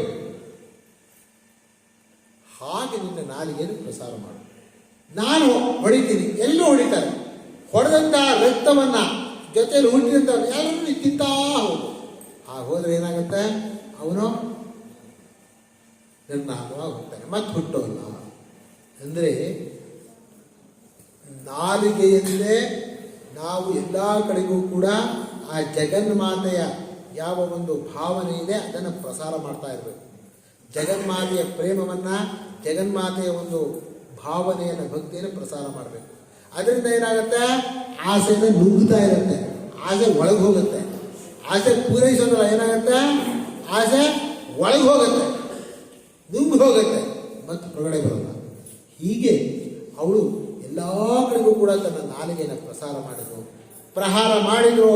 ಪ್ರಹಾರ ಮಾಡಿದನ್ನ ಎಲ್ಲದನ್ನು ಕೂಡ ಜಗನ್ಮಾತ ಚಂಡಿಕಾ ಚಾಮುಂಡಿ ಎಲ್ಲರೂ ನಿಂತಾ ಹೋದ್ರು. ವಿಸ್ತೀರ್ಣಂ ವದನಂಕರು ಅಂತ ಹೇಳ್ತಾಳೆ. ಎಲ್ಲ ಕಡೆಗೂ ಕೂಡ ನಿನ್ನ ನಾಲಿಗೆಯನ್ನು ಪ್ರಸಾರ ಮಾಡು. ತಿಂತಾ ಹೋಗ್ತಾಳೆ, ಆ ರಕ್ತವನ್ನು ಕುಡಿತಾ ಹೋಗ್ತಾಳೆ. ಮತ್ತೆ ಆ ರಕ್ತ ಬೀಜ ಹುಟ್ಟೋದಿಲ್ಲ, ರಕ್ತ ಬೀಜನ ಪೂರ್ಣ ವಧೆಯಾಗುತ್ತೆ. ಹೀಗೆ ರಕ್ತ ಬೀಜಾಸುರನಂತೆ ಇರುವಂತಹ ಆಸೆಯನ್ನು ನಾವು ನಾಶ ಮಾಡಬೇಕಾದ್ರೆ ಏನು ಮಾಡಬೇಕು? ಆ ನಾಲಿಗೆಯನ್ನ ಹಾಗೆ ಎಲ್ಲ ಕಡೆ ಪ್ರಸಾರ ಮಾಡಿದ್ಲು. ಹಾಗೆ ನಮ್ಮ ಭಕ್ತಿಯನ್ನ, ಭಗವತಿಯಲ್ಲಿರುವಂತಹ ಪ್ರೇಮವನ್ನ, ಭಾವನೆಯನ್ನ ಎಲ್ಲ ಕಡೆಗೂ ಪ್ರಸಾರ ಮಾಡಬೇಕು. ಹಾಗೇನಾಗತ್ತೆ? ಆಸೆ ಎಲ್ಲ ತಾಯಿ ಎಲ್ಲವನ್ನು ನುಂಗು ಬಿಡ್ತಾಳೆ, ಅಡ್ಡನ್ನು ನುಂಗಿಸ್ಬಿಡ್ತಾಳೆ. ಹಾಗೆ ನುಂಗಿಸ್ಬಿಟ್ರೆ ತಾನಾಗೆ ಆ ಭಗವಂತನ ಒಂದು ಅನುಗ್ರಹವಾಗಿ ಅವನ ಒಂದು ಜ್ಞಾನ, ಅವನಲ್ಲಿ ಭಕ್ತಿ, ಮುಕ್ತಿ ಎಲ್ಲವೂ ಕೂಡ ಸಿಗುತ್ತೆ. ಹೀಗೆ ರಕ್ತಬೀಜಾಸುರನ ವಧೆ ಕಥೆಯ ಅಂಶವಾಯಿತು. ಇದಾದ ಮೇಲೆ ಯಾವಾಗ ರಕ್ತಬೀಜಾಸುರನು ಹೋದ ಆಗ ಈಗ ಶುಂಭ ಬರ್ತಾನೆ. ಓಹೋ, ಇದಾಗಲಿಲ್ಲ, ಎಲ್ಲರೂ ಹೋದ್ರು, ನಾನು ಬರ್ತೀನಿ ಯುದ್ಧಕ್ಕೆ. ಶುಂಭ ಯುದ್ಧಕ್ಕೆ ಬಂದ. ಶುಂಭನಿಗೂ ಕೂಡ ಜಗನ್ಮಾತೆಗೂ ಕೂಡ ಬಹಳ ಯುದ್ಧವಾಗುತ್ತೆ. ಜಗನ್ಮಾತೆಯ ಅಂಶರೂಪವಾಗಿರುವಂತಹ ಎಲ್ಲ ದೇವಿಯರನ್ನು ಕೂಡ ಶುಂಭ ಯುದ್ಧ ಮಾಡ್ತಾನೆ. ಎಲ್ಲ ದೇವಿಯರು ಪ್ರಹಾರ ಮಾಡ್ತಾರೆ, ಭಗವತಿಯೂ ಪ್ರಹಾರ ಮಾಡ್ತಾನೆ. ಆ ಭಗವತಿಯ ಪ್ರಹಾರದಿಂದ ಆ ಶುಂಭ ಮೂರ್ಛೆ ಹೋಗ್ತಾನೆ, ಮೂರ್ಛೆ ಹೋಗಿ ಬಿಡ್ತಾನೆ. ಯಾವಾಗ ಶುಂಭ ಮೂರ್ಛೆ ಹೋದ ಆಗ ನಿಶುಂಭ ಬರ್ತಾನೆ. ಓ ಶುಂಭನ ನೋಡಿದ್ಯಾ, ನಾನು ಬಂದೆ, ನಿಶುಂಭ ಬಂದ. ಆಗ ಯಾವಾಗ ನಿಶುಂಭ ಬಂದ, ನಿಶುಂಭನ ಜೊತೆ ಯುದ್ಧ ಆಗತ್ತೆ. ನಿಶುಂಭನ ಜೊತೆ ಯುದ್ಧ ಮಾಡ್ತಾ ಇರುವಾಗ ಭಗವತಿ ಅನೇಕ ವಿಧವಾದಂತಹ ಶಸ್ತ್ರಗಳನ್ನು ಎಲ್ಲವನ್ನೂ ಹೊಡಿತಾಳೆ. ಆ ನಿಶುಂಭ ತುಂಬ ಹೊತ್ತು ಯುದ್ಧ ಮಾಡಿದ ಮೇಲೆ ಆ ನಿಶುಂಭನನ್ನು ಭಗವತಿ ಶೂಲದಿಂದ ಸಾಯಿಸ್ತಾಳೆ, ಕೊಂದು ಹಾಕ್ತಾಳೆ. ಅಲ್ಲಿ ಸಾಯಿಸುವಾಗ ಒಂದು ಏನಾಗುತ್ತೆ ಅಂತ ವಿಶೇಷವಾಗುತ್ತೆ. ಏನು ಅಂದರೆ, ಕೊಲ್ಲುವಾಗ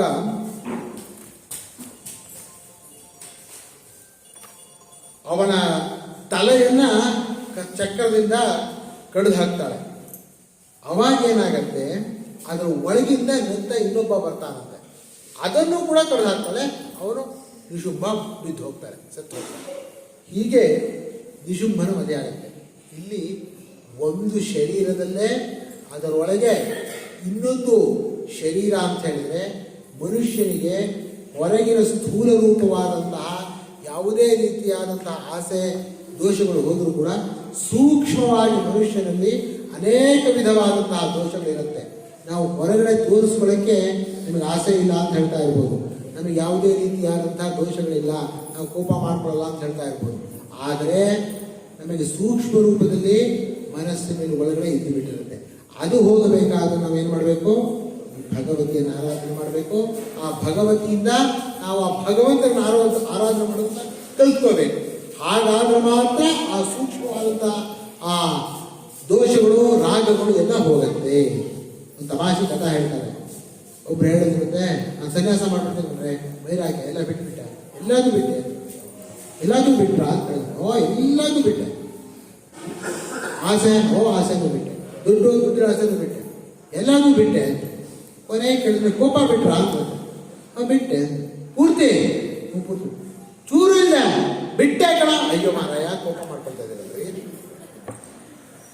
ಯಾವಾಗ ಬಿಟ್ಟೆ ಹೀಗೆ ಬಿಟ್ಟೆ ಅಂತ ಕೋಪ ಬರುತ್ತೆ, ಬಿಟ್ಟೆ ಅಂತ ಅಹಂಕಾರ ಬರ್ತಾ ಇಲ್ಲ. ಎಲ್ಲ ಬಿಟ್ಟಿದ್ದೀನಿ ಎಲ್ಲ ಆಗ್ಬಿಟ್ಟಿದ್ದೀನಿ, ನಾ ಇದನ್ನು ಬಿಟ್ಟಿದ್ದೀನಿ, ಆ ಬಿಟ್ಟಿರೋ ಅಹಂಕಾರದಲ್ಲಿರುತ್ತೆ. ಆಮೇಲೆ ಹೊರಗಡೆ ಆಸೆ ಬಿಟ್ಟರು ಕೂಡ ಒಳಗೆ ರಾಗ ಅಂತ ಹೇಳ್ತಾರೆ. ರಾಗ ಅಂತ ಹೇಳಿದ್ರೆ ಅದರ ನೆನಪಿರ್ತಾ ಇರುತ್ತೆ ಒಳಗಡೆ. ಅದಕ್ಕೂ ಒಂದು ತಮಾಷೆ ಕಥೆ ಹೇಳ್ತಾರೆ. ಏನು ಕಥೆ ಹೇಳ್ತಾರೆ ಅಂದರೆ, ಒಬ್ಬ ಪಾಪ ಏನು ತೊಂದರೆ ಬಂತು ಗೊತ್ತಾಗಲಿಲ್ಲ ಜೀವನದಲ್ಲಿ, ಊಟಕ್ಕೆ ಇದಕ್ಕೆ ತೊಂದರೆ ಆಯಿತು ಕಾಣುತ್ತೆ. ನೋಡ್ದ, ಸನ್ಯಾಸಿ ಆಗಿಬಿಟ್ರೆ ಹೇಗಿದ್ದು ಎಲ್ಲರೂ ಊಟ ಹಾಕ್ತಾರೆ, ತೊಂದರೆ ಇಲ್ಲ ಅಂತೇಳಿ ಸನ್ಯಾಸಿ ಆಗಿಬಿಟ್ಟ. ಕಾವಿ ಶಾಖ ಹೋಗ್ಬಿಟ್ಟ. ಕಾವಿ ಶಾಖ ಮೊದಲಿಗೆ ಏನು ಮಾಡ್ತಾ ಇದ್ದವನು, ಈ ಆಮೆ ಇದೆಲ್ಲ ಹಿಡಿತಾರಲ್ಲ, ಅದನ್ನು ಹಿಡಿದೆಲ್ಲ ಅದರ ಇದರಿಂದ ಜೀವನ ಮಾಡ್ತಾ ಇದ್ದ. ಅದರ ವಾಸನೆ ಇತ್ತು. ಈಗ ಸನ್ಯಾಸಿಯಾಗಿ ಹೋಗ್ತಾ ಇದ್ದಾನೆ. ದಾರಿಲಿ ಹೋಗ್ತಾ ಇರುವಾಗ ಒಂದು 4-5 ಜನ ಹುಡುಗರು, ಅಲ್ಲೊಂದು ಆಮೆ ಹೋಗ್ತಾ ಇದೆ. ಆಮೆ ಮೇಲಿಂದ ಕೋಲಿಂದ ಹೊಡಿತಾ ಇದ್ದಾರೆ, ಟಪ ಹೊಡಿತಾ ಇದ್ದಾರೆ ಹುಡುಗರು. ಆಮೆ ಮೇಲಿಂದ ಹೊಡೆದ್ರೆ ಏನಾಗುತ್ತೆ? ಚಿಪ್ಪಿದೆ ಪೂರ್ಣವಾಗಿ, ಏನು ಪೆಟ್ಟಾಗಲ್ಲ ಅಂತ ಮಾಡಿ ಮುಂದಕ್ಕೆ ಹೋಗ್ತಾ ಇದೆ. ಅದು ಮುಂದೆ ಹೋದಾಗ ಈ ಹುಡುಗರು ಮುಂದೆ ಹೋಗ್ತಾ ಇದ್ದಾರೆ, ಹೊಡ್ಕೊಂಡು ಹೋಗ್ತಾ ಇದ್ದಾರೆ. ಇವು ನೋಡ್ದ, 1 ಸಾರಿ ನೋಡ್ದ, 2 ಸಾರಿ ನೋಡ್ದ, 3 ಸಾರಿ ನೋಡ್ತಾ ಇದ್ದ. ಏನಪ್ಪ ತಿರುಗಿಸಿ ಒಂದೇಟು ಹೊಡೆದ್ರೆ ಮುಗೀತು ಅಂತೆ. ಇವನಿಗೇನು ಬೇಕಿತ್ತು? ಸನ್ಯಾಸಿ ನಾನು ತಿರುಗಿ ತಂದು ನೋಡಿದ್ರೆ ಅಂದರೆ ಆ ವಾಸನೆ ರಾಗ ಅನ್ನೋದು ಎಷ್ಟಿರುತ್ತೆ. ನಾವು ಹೊರಗಡೆಯಿಂದ ಎಲ್ಲ ಬಿಟ್ಟೆ ಅಂತಂದ್ರೂ ಕೂಡ ಒಳಗೆ ನಮ್ಮ ಮನಸ್ಸಿನಲ್ಲಿ ಅದು ಆಶ್ರಯ ಪಡ್ಕೊಂಡಿರುತ್ತೆ. ಅದು ಮತ್ತೆ ಹೊರಗಡೆ ದಗ್ತಾ ಇರುತ್ತೆ. ನೋಡಿ, ಈ ಮಕ್ಕಳಿಗೆ ಹೇಗೆ ಯಾವುದೋ ಒಂದು ಅಂತಿದ್ದೀವಿ. ಇವತ್ತಂತೂ ಕ್ರಿಕೆಟಿನ ಬಗ್ಗೆ ಬಹಳ ಅವರಿಗೆ ಆಸಕ್ತಿ. ಏನೋ ಒಂದು ಒಳ್ಳೆಯ ಒಂದು ಕ್ರಿಕೆಟಿನ ಮ್ಯಾಚ್ ಆಗ್ತಾ ಇದೆ ಅಂದರೆ ಮಕ್ಕಳನ್ನ ಓದಿಸೋಕೆ ಬಲಾತ್ಕಾರವಾಗಿ ಕೂಡಿಸ್ತಾರೆ. ತಂದೆ ತಾಯಿಯರು ಇಬ್ಬರು ಕೂಡ ಕೂತ್ಕೊಂಡಿರ್ತಾರೆ. ಅವರ ಹೆದರಿಕೆಗೋ ಅವ್ರು ಬೈತಾರೆ ಅಂತೋ ಏನೋ ಅಂದ್ಕೊಂಡು ಕೂತಿರ್ತಾರೆ. ಅಲ್ಲಿ ಯಾರಾದರೂ ಯಾವುದೋ ಪಕ್ಕದ ಮನೆಯಲ್ಲೋ ಟಿವಿಲೋ 4-6 ಅಂದ್ರೂ ಪಕ್ಕದ ಎದ್ದು ಓಡ್ತಿರ್ತಾರೆ. ಅದು ಯಾಕೆ ಅಂತ ಹೇಳಿದ್ರೆ ನೋಟಕ್ಕೆ ಬಿಟ್ಟಿರ್ತಾರೆ ಹೊರತು ಒಳಗೆ ಆಸೆ ಇರುತ್ತೆ, ಒಳಗೆ ಅದರ ಸೂಕ್ಷ್ಮ ಅಂತ ವಾಸನೆ ಇರುತ್ತೆ. ಅದು ಬಹಳ ಕಷ್ಟ ಬಿಡುವಂಥದ್ದು. ಹಾಗಾದ್ರಿಂದ ಅಹಂಕಾರ ಆಸೆಗಳನ್ನು ಬಿಡಬೇಕಾದ್ರೆ ಸೂಕ್ಷ್ಮವಾದನ್ನು ನಾವು ಚೆನ್ನಾಗಿ ಭಗವತಿ ಆರಾಧನೆ ಮಾಡಬೇಕು. ಆ ಭಗವತಿಯಿಂದ ನಮ್ಮ ಒಂದು ಜೀವನದ ಮಾರ್ಗವನ್ನು ಕಟ್ಕೊಂಡು ಆ ಭಗವಂತನ ಹೇಗೆ ಆರಾಧನೆ ಮಾಡಬೇಕು ಅಂತ ಅವಳಿಂದ ಕಲ್ತ್ಕೋಬೇಕು. ಆ ತಾಯಿ ಹೇಳ್ಕೊಡಮ್ಮ ಹೇಗೆ ಆರಾಧನೆ ಮಾಡಬೇಕು ಅಂತ ಹೇಳ್ತಾ ಸಾತ್ವಿಕ ಶಕ್ತಿಯನ್ನು ತುಂಬು, ನಮ್ಮಲ್ಲಿ ದೃಢತೆಯನ್ನು ತುಂಬು, ಆ ಭಗವಂತನ ಆರಾಧನೆ ಮಾಡುವಂಥ ಶಕ್ತಿ ಕೊಡು, ದೃಢತೆ ಕೊಡು, ಅದರಲ್ಲಿರುವಂಥ ಯಾವುದೇ ರೀತಿಯಾದಂಥ ಅಡಚಣೆ ಬರದೇ ಮಾಡು, ಯಾವುದೇ ರೀತಿಯಾಗಿ ನಿಮಗೆ ಆಲಸ್ಯಾದಿಗಳಾಗಲಿ ದೋಷಗಳು ಬಂದೇ ಮಾಡು ಅಂತೇಳಿ ಪ್ರಾರ್ಥನೆ ಮಾಡಿದ್ದಾರೆ. ಹೀಗೆ ಆಯಿತು. ಇದು ನಿಶುಂಭನ ವಧೆ ಆಯಿತು. ನಿಶುಂಭನ ವಧೆ ಆದಮೇಲೆ ಈಗ ಶುಂಭ ಆವಾಗ ಮೂರ್ಛೆ ಹೋಗಿದ್ದಲ್ಲ, ಅವನು ಎದ್ದು ಈಗ ಬರ್ತಾ ಇದ್ದಾನೆ. ಬಂದು ನೋಡಿದರೆ ದೇವಿ ಒಬ್ಬಳಲ್ಲ, ಎಷ್ಟು ಜನ ಇದ್ದಾರೆ, ಸಾವಿರಾರು ದೇವರು ಕಾಣ್ತಾ ಇದ್ದಾರೆ. ಅವನಿಗೆ ಸಿಟ್ಟು ಬಂತಂತೆ. ಈಗ ಒಂದು ರೀತಿಯಾಗಿ ಹೇಳ್ತಾ ಇದ್ದಾನೆ ದೇವಿಗೆ, ದೇವಿ ಏನು ಭಾಳ ವಿಶುಂಭನನ್ನು ವಧೆ ಮಾಡಿಬಿಟ್ಟೆ, ರಾಕ್ಷಸನ್ನೆಲ್ಲ ವಧೆ ಮಾಡಿಬಿಟ್ಟೆ ಅಂಥೇಳಿ ಗರ್ವದಿಂದ ಮೆರೀತಾ ಇದೆಯಲ್ಲ, ನೀನು ಒಬ್ಬಳೆಲ್ಲ ಹೊಡೆದಿದ್ದು, ಇಷ್ಟು ಜನರನ್ನು ಸೇರಿಸ್ಕೊಂಡು ಹೊಡೆದಿದೀಯಾ, ಭಾಳ ದೊಡ್ಡವಳು ತಿರ್ಸ್ಕೊಂಡಿದೆಯಲ್ಲ ಅಂಥೇಳಿ ಹೇಳಿದ. ಆಗ ಭಗವತಿ ನಗ್ತಾ ಹೇಳ್ತಾ ಇದ್ದಾರಂತೆ, ಅಯ್ಯೋ ದುಷ್ಟ ಅವಿವೇಕಿ, ನಾನು ಯಾರು ಅಂತ ಗೊತ್ತಾಗಿಲ್ಲ ಕಣನು, ನನ್ನನ್ನು ನೋಡೋಕ್ಕೂ ಬರ್ತಾ ಇಲ್ಲ ನಿನಗೆ, ನಾನು ಎಷ್ಟಿದ್ದೀನಿ, ಯಾರಾಗಿದ್ದೀನಿ ನೋಡು ಅಂದಂತೆ. ಅಷ್ಟೂ ಜನರು ದೇವಿ ಒಳಗೆ ಹೋಗ್ಬಿಟ್ರು. ಉಳಿದ ಎಲ್ಲ ಅಂಶದ ಅಷ್ಟೂ ದೇವಿಯರು ಎಲ್ಲರೂ ಆ ದೇವಿ ಒಳಗೆ ಹೋದ್ರು. ನೋಡಿ ಎಷ್ಟು ಜನ ಇದ್ದೀರಿ ಅಂದರೆ ಅವಿವೇಕಿಗಳಾದಂಥವರಿಗೆ, ಯಾರಿಗೆ ವಿವೇಕ ಇರಲ್ಲ, ಯಾರಿಗೆ ಕೆಟ್ಟ ವಾಸನೆಗಳಿರುತ್ತೆ, ಅವನಿಗೆ ಹೇಗೆ ಕಾಣುತ್ತೆ, ಓ ಇದೇನು ಎಲ್ಲ ಬೇರೆ ಬೇರೆ, ಇವರು ಬೇರೆ ಅವರು ಬೇರೆ, ಅವ್ರದ್ದೊಂದು ಇವ್ರದ್ದೊಂದು, ಹಾಗೆ ಹೀಗೆ ನೂರಾಎಂಟು ಕಲ್ಪನೆಗಳು. ಯಾರಿಗೆ ನಿಜವಾಗಿ ವಿವೇಕ ಇರುತ್ತೋ ಅಂಥವರಿಗೆ ಪ್ರತಿಯೊಂದರಲ್ಲೂ ಕೂಡ ಗುಣ ಸಾಮ್ಯವನ್ನು ಹುಡುಕುವಂತಹ ಸ್ವಭಾವ ಇರುತ್ತೆ. ಗುಣವನ್ನು ಹುಡುಕ್ತಾರೆ ಪ್ರತಿಯೊಂದರಲ್ಲೂ. ಈ ಗುಣ ಇದೆ ಅಂದರೆ ಇವರಲ್ಲಿ ಈ ಗುಣ ಇದೆ. ಇನ್ನು ಉಳಿದವರೆಲ್ಲ ಭೇದ ಮಾಡುವಂಥವ್ರು, ಬೇರೆ ಬೇರೆ ಬೇರೆ. ಎಲ್ಲಿ ಭೇದ ಕಲ್ಪನೆ ಬರುತ್ತೆ, ಎಲ್ಲಿ ಅವಿವೇಕದಿಂದ ಭೇದವನ್ನು ನೋಡ್ತಾನೋ ಅಲ್ಲೆಲ್ಲ ಕಡೆ ಇರೋನಿಗೆ ಎಲ್ಲ ರೀತಿಯಿಂದಲಾದರೂ ಕೂಡ ದುಃಖ, ಭಯ ಇತ್ಯಾದಿಗಳೇ. ಅದಕ್ಕೆ ಶ್ರುತಿಯಲ್ಲಿ ಒಂದು ವಾಕ್ಯ ಇದೇನೋ, ದ್ವಿತೀಯಾದ್ವೈ ಭಯಂ ಭವತಿ. ಎರಡು ಅಂತ ನೋಡಿದ್ರೆ ಅವನಿಗೆ ಭಯ. ಇವ್ರು ಹೇಳಿದ್ದೆ ಅದಕ್ಕೆ, ದೇವಿಯರು ತುಂಬ ಇದ್ದಾಳೆ, ಭಾಳ ಜನ ಇದ್ದೀರಿ, ನೀವೆಲ್ಲ ಈಗ ಹೋಗಿ ಒಬ್ಬರೇ ಯುದ್ಧಕ್ಕೆ ಮಾಡೋ, ಅಷ್ಟು ಜನ ಇದ್ರೆ ಭಯ ಅಂತ. ಅಷ್ಟು ಜನ ಇದ್ರೆ ಭಯ ತಾನೆ ನೋಡೋಕ್ಕೆ, ಒಬ್ಬಳೇ ಬರಲಿ ಹೇಳಿದೆ. ನಾನೆಲ್ಲ ಭಾಳ ಇದ್ದೀನಿ, ಇರೋ ನಾನು ಒಬ್ಬಳೆಗಳೋ ನೋಡ್ತಾ ಇರೋ ಅಂತ ಹೇಳಿದ್ರು. ಅಷ್ಟು ಜನ ಒಳಗೋದ್ರು. ಆಮೇಲೆ ಶುಂಭ ಯುದ್ಧ ಮಾಡಕ್ಕೆ ಬರ್ತಾನೆ. ಕೊನೆಗೆ ಆ ಶುಂಭನನ್ನು ಕೂಡ ದೇವಿ ವಧೆ ಮಾಡ್ತಾಳೆ. ಹೀಗೆ ಶುಂಭ ನಿಶುಂಭರ ವಧೆ ಆಯಿತು. ಶುಂಭ ನಿಶುಂಭ ಅನ್ನುವಂಥವರು ನಾನು ನನ್ನದು ಅನ್ನುವಂತಹ ರೂಪದಲ್ಲಿರುವಂಥ ಮೇಲಿನವರು. ಅದರಲ್ಲಿ ಆಸೆ ಇತ್ಯಾದಿ ದೋಷಗಳಾಗಿರುವಂಥವ್ರು ಅವರ ಪರಿವಾರದವರೆಲ್ಲ ಇರ್ತಾರೆ. ರಕ್ತಬೀಜ ಅನ್ನೋದು ವಿಶೇಷವಾಗಿ ಆಸೆಯನ್ನೇ ಹೇಳ್ತಾ ಇರುವಂಥದ್ದು. ಹೀಗೆ ಈ ಎಲ್ಲ ದೋಷಗಳನ್ನು ಕೂಡ ನಾವು ಪರಿಹಾರ ಮಾಡ್ಕೋಬೇಕಾದ್ರೆ ಮಧುಕೈಟಭಾದಿ, ಮಹಿಷಾಸುರಾದಿ, ಶುಂಭ ನಿಶುಂಭಾದಿ ಈ ರೂಪವಾಗಿರುವಂತಹ ಮಧುಕೈಟ ಬರುತ್ತೆ, ಮಹಿಷಾಸುರನಂತೆ ಶುಂಭ ನಿಶುಂಭ ರಕ್ತಬೀಜಾಸುರ ಚಂಡ ಪುಂಡ ಧೂಮ್ರೋಚನ ಸುಗ್ರೀವ ಇತ್ಯಾದಿಗಳಂತೆ ಇರುವಂತಹ ಯಾವ ನಮ್ಮ ಕೆಟ್ಟ ದೋಷಗಳಿದೆಯೋ, ಆಸೆ, ಅಹಂಕಾರ, ತಪ್ಪು ತಿಳುವಳಿಕೆ ಇತ್ಯಾದಿಗಳು, ಅದೆಲ್ಲವನ್ನು ನಾವು ಕಳ್ಕೊಳ್ಬೇಕಾದ್ರೆ ಏನು ಮಾಡಬೇಕು? ಆ ಭಗವತಿಯನ್ನು, ಜಗನ್ಮಾತೆಯಾದಂತಹ ಭಗವತಿಯನ್ನು ಆರಾಧನೆ ಮಾಡಬೇಕು. ಅವಳನ್ನು ನಮ್ಮವಳು, ಅಮ್ಮ ಈ ನಮ್ಮ ಎಲ್ಲ ದೋಷಗಳನ್ನು ಕೂಡ ಪರಿಹಾರ ಮಾಡು. ದೋಷಗಳು ಪರಿಹಾರವಾದರೆ ಸ್ವಭಾವವಾಗಿ ಲೋಕದಲ್ಲಿ ನಮಗೆ ಎಲ್ಲ ರೀತಿಯ ಕೂಡ ಶಾಂತತೆ ಸಿಗುತ್ತೆ. ಇದು ನಮ್ಮಲ್ಲಿ. ಇನ್ನೂ ಲೌಕಿಕವಾಗಿ ಯಾವ ಯಾವ ಕಷ್ಟ ದುಃಖಗಳು ಬರುತ್ತೋ ಆ ಎಲ್ಲ ದುಃಖಗಳು, ದುಃಖ ಆಗ್ಬೋದು, ಕಷ್ಟ ಆಗ್ಬೋದು, ಮೋಹ ಆಗ್ಬೋದು, ಆ ಎಲ್ಲ ಮೋಹಗಳು ಕೂಡ ಈ ಒಂದು ರೀತಿಯಾದಂಥ ಕೆಟ್ಟ ದೋಷಗಳನ್ನು ಪರಿಣಾಮದಿಂದ ಬರುವಂಥದ್ದು. ಅದೆಲ್ಲವನ್ನೂ ಕೂಡ ಪರಿಹಾರ ಮಾಡಬೇಕಾದ್ರು ಆ ಭಗವತಿಯಾದಂತಹ ಜಗನ್ಮಾತೆಯಾದಂತಹ ಆ ದೇವಿಯನ್ನೇ ಆರಾಧನೆ ಮಾಡಬೇಕು. ಅವಳ ಮುಖಾಂತರ ನಾವು ಆ ಭಗವಂತನನ್ನು ನಾವು ಹ್ಯಾಕ್ ಇಟ್ಕೋಬೇಕು, ಆರಾಧಿಸಬೇಕು ಅಂತೇಳಿ ನಾವು ತಿಳ್ಕೊಳ್ಬೇಕು. ಹೀಗೆ ಭಗವತಿಯ ಕಥೆಯನ್ನು ಈ ಸಪ್ತಶತಿಯಲ್ಲಿ ಹೇಳಿದ್ದಾರೆ. ಹೀಗಾದ ಮೇಲೆ ಯಾವಾಗ ಶುಂಭ ನಿಶುಂಭಾದಿಗಳೆಲ್ಲರ ವಧೆ ಆಯಿತು, ಕೊನೆಗೆ ಎಲ್ಲ ದೇವತೆಗಳು ಸೇರಿ ಆ ಭಗವತಿಯನ್ನು ಸ್ತೋತ್ರ ಮಾಡ್ತಾರೆ. ಏನು ಸ್ತೋತ್ರ ಮಾಡ್ತಾರೆ? ನಾರಾಯಣಿ ನಮೋಸ್ತುತೆ.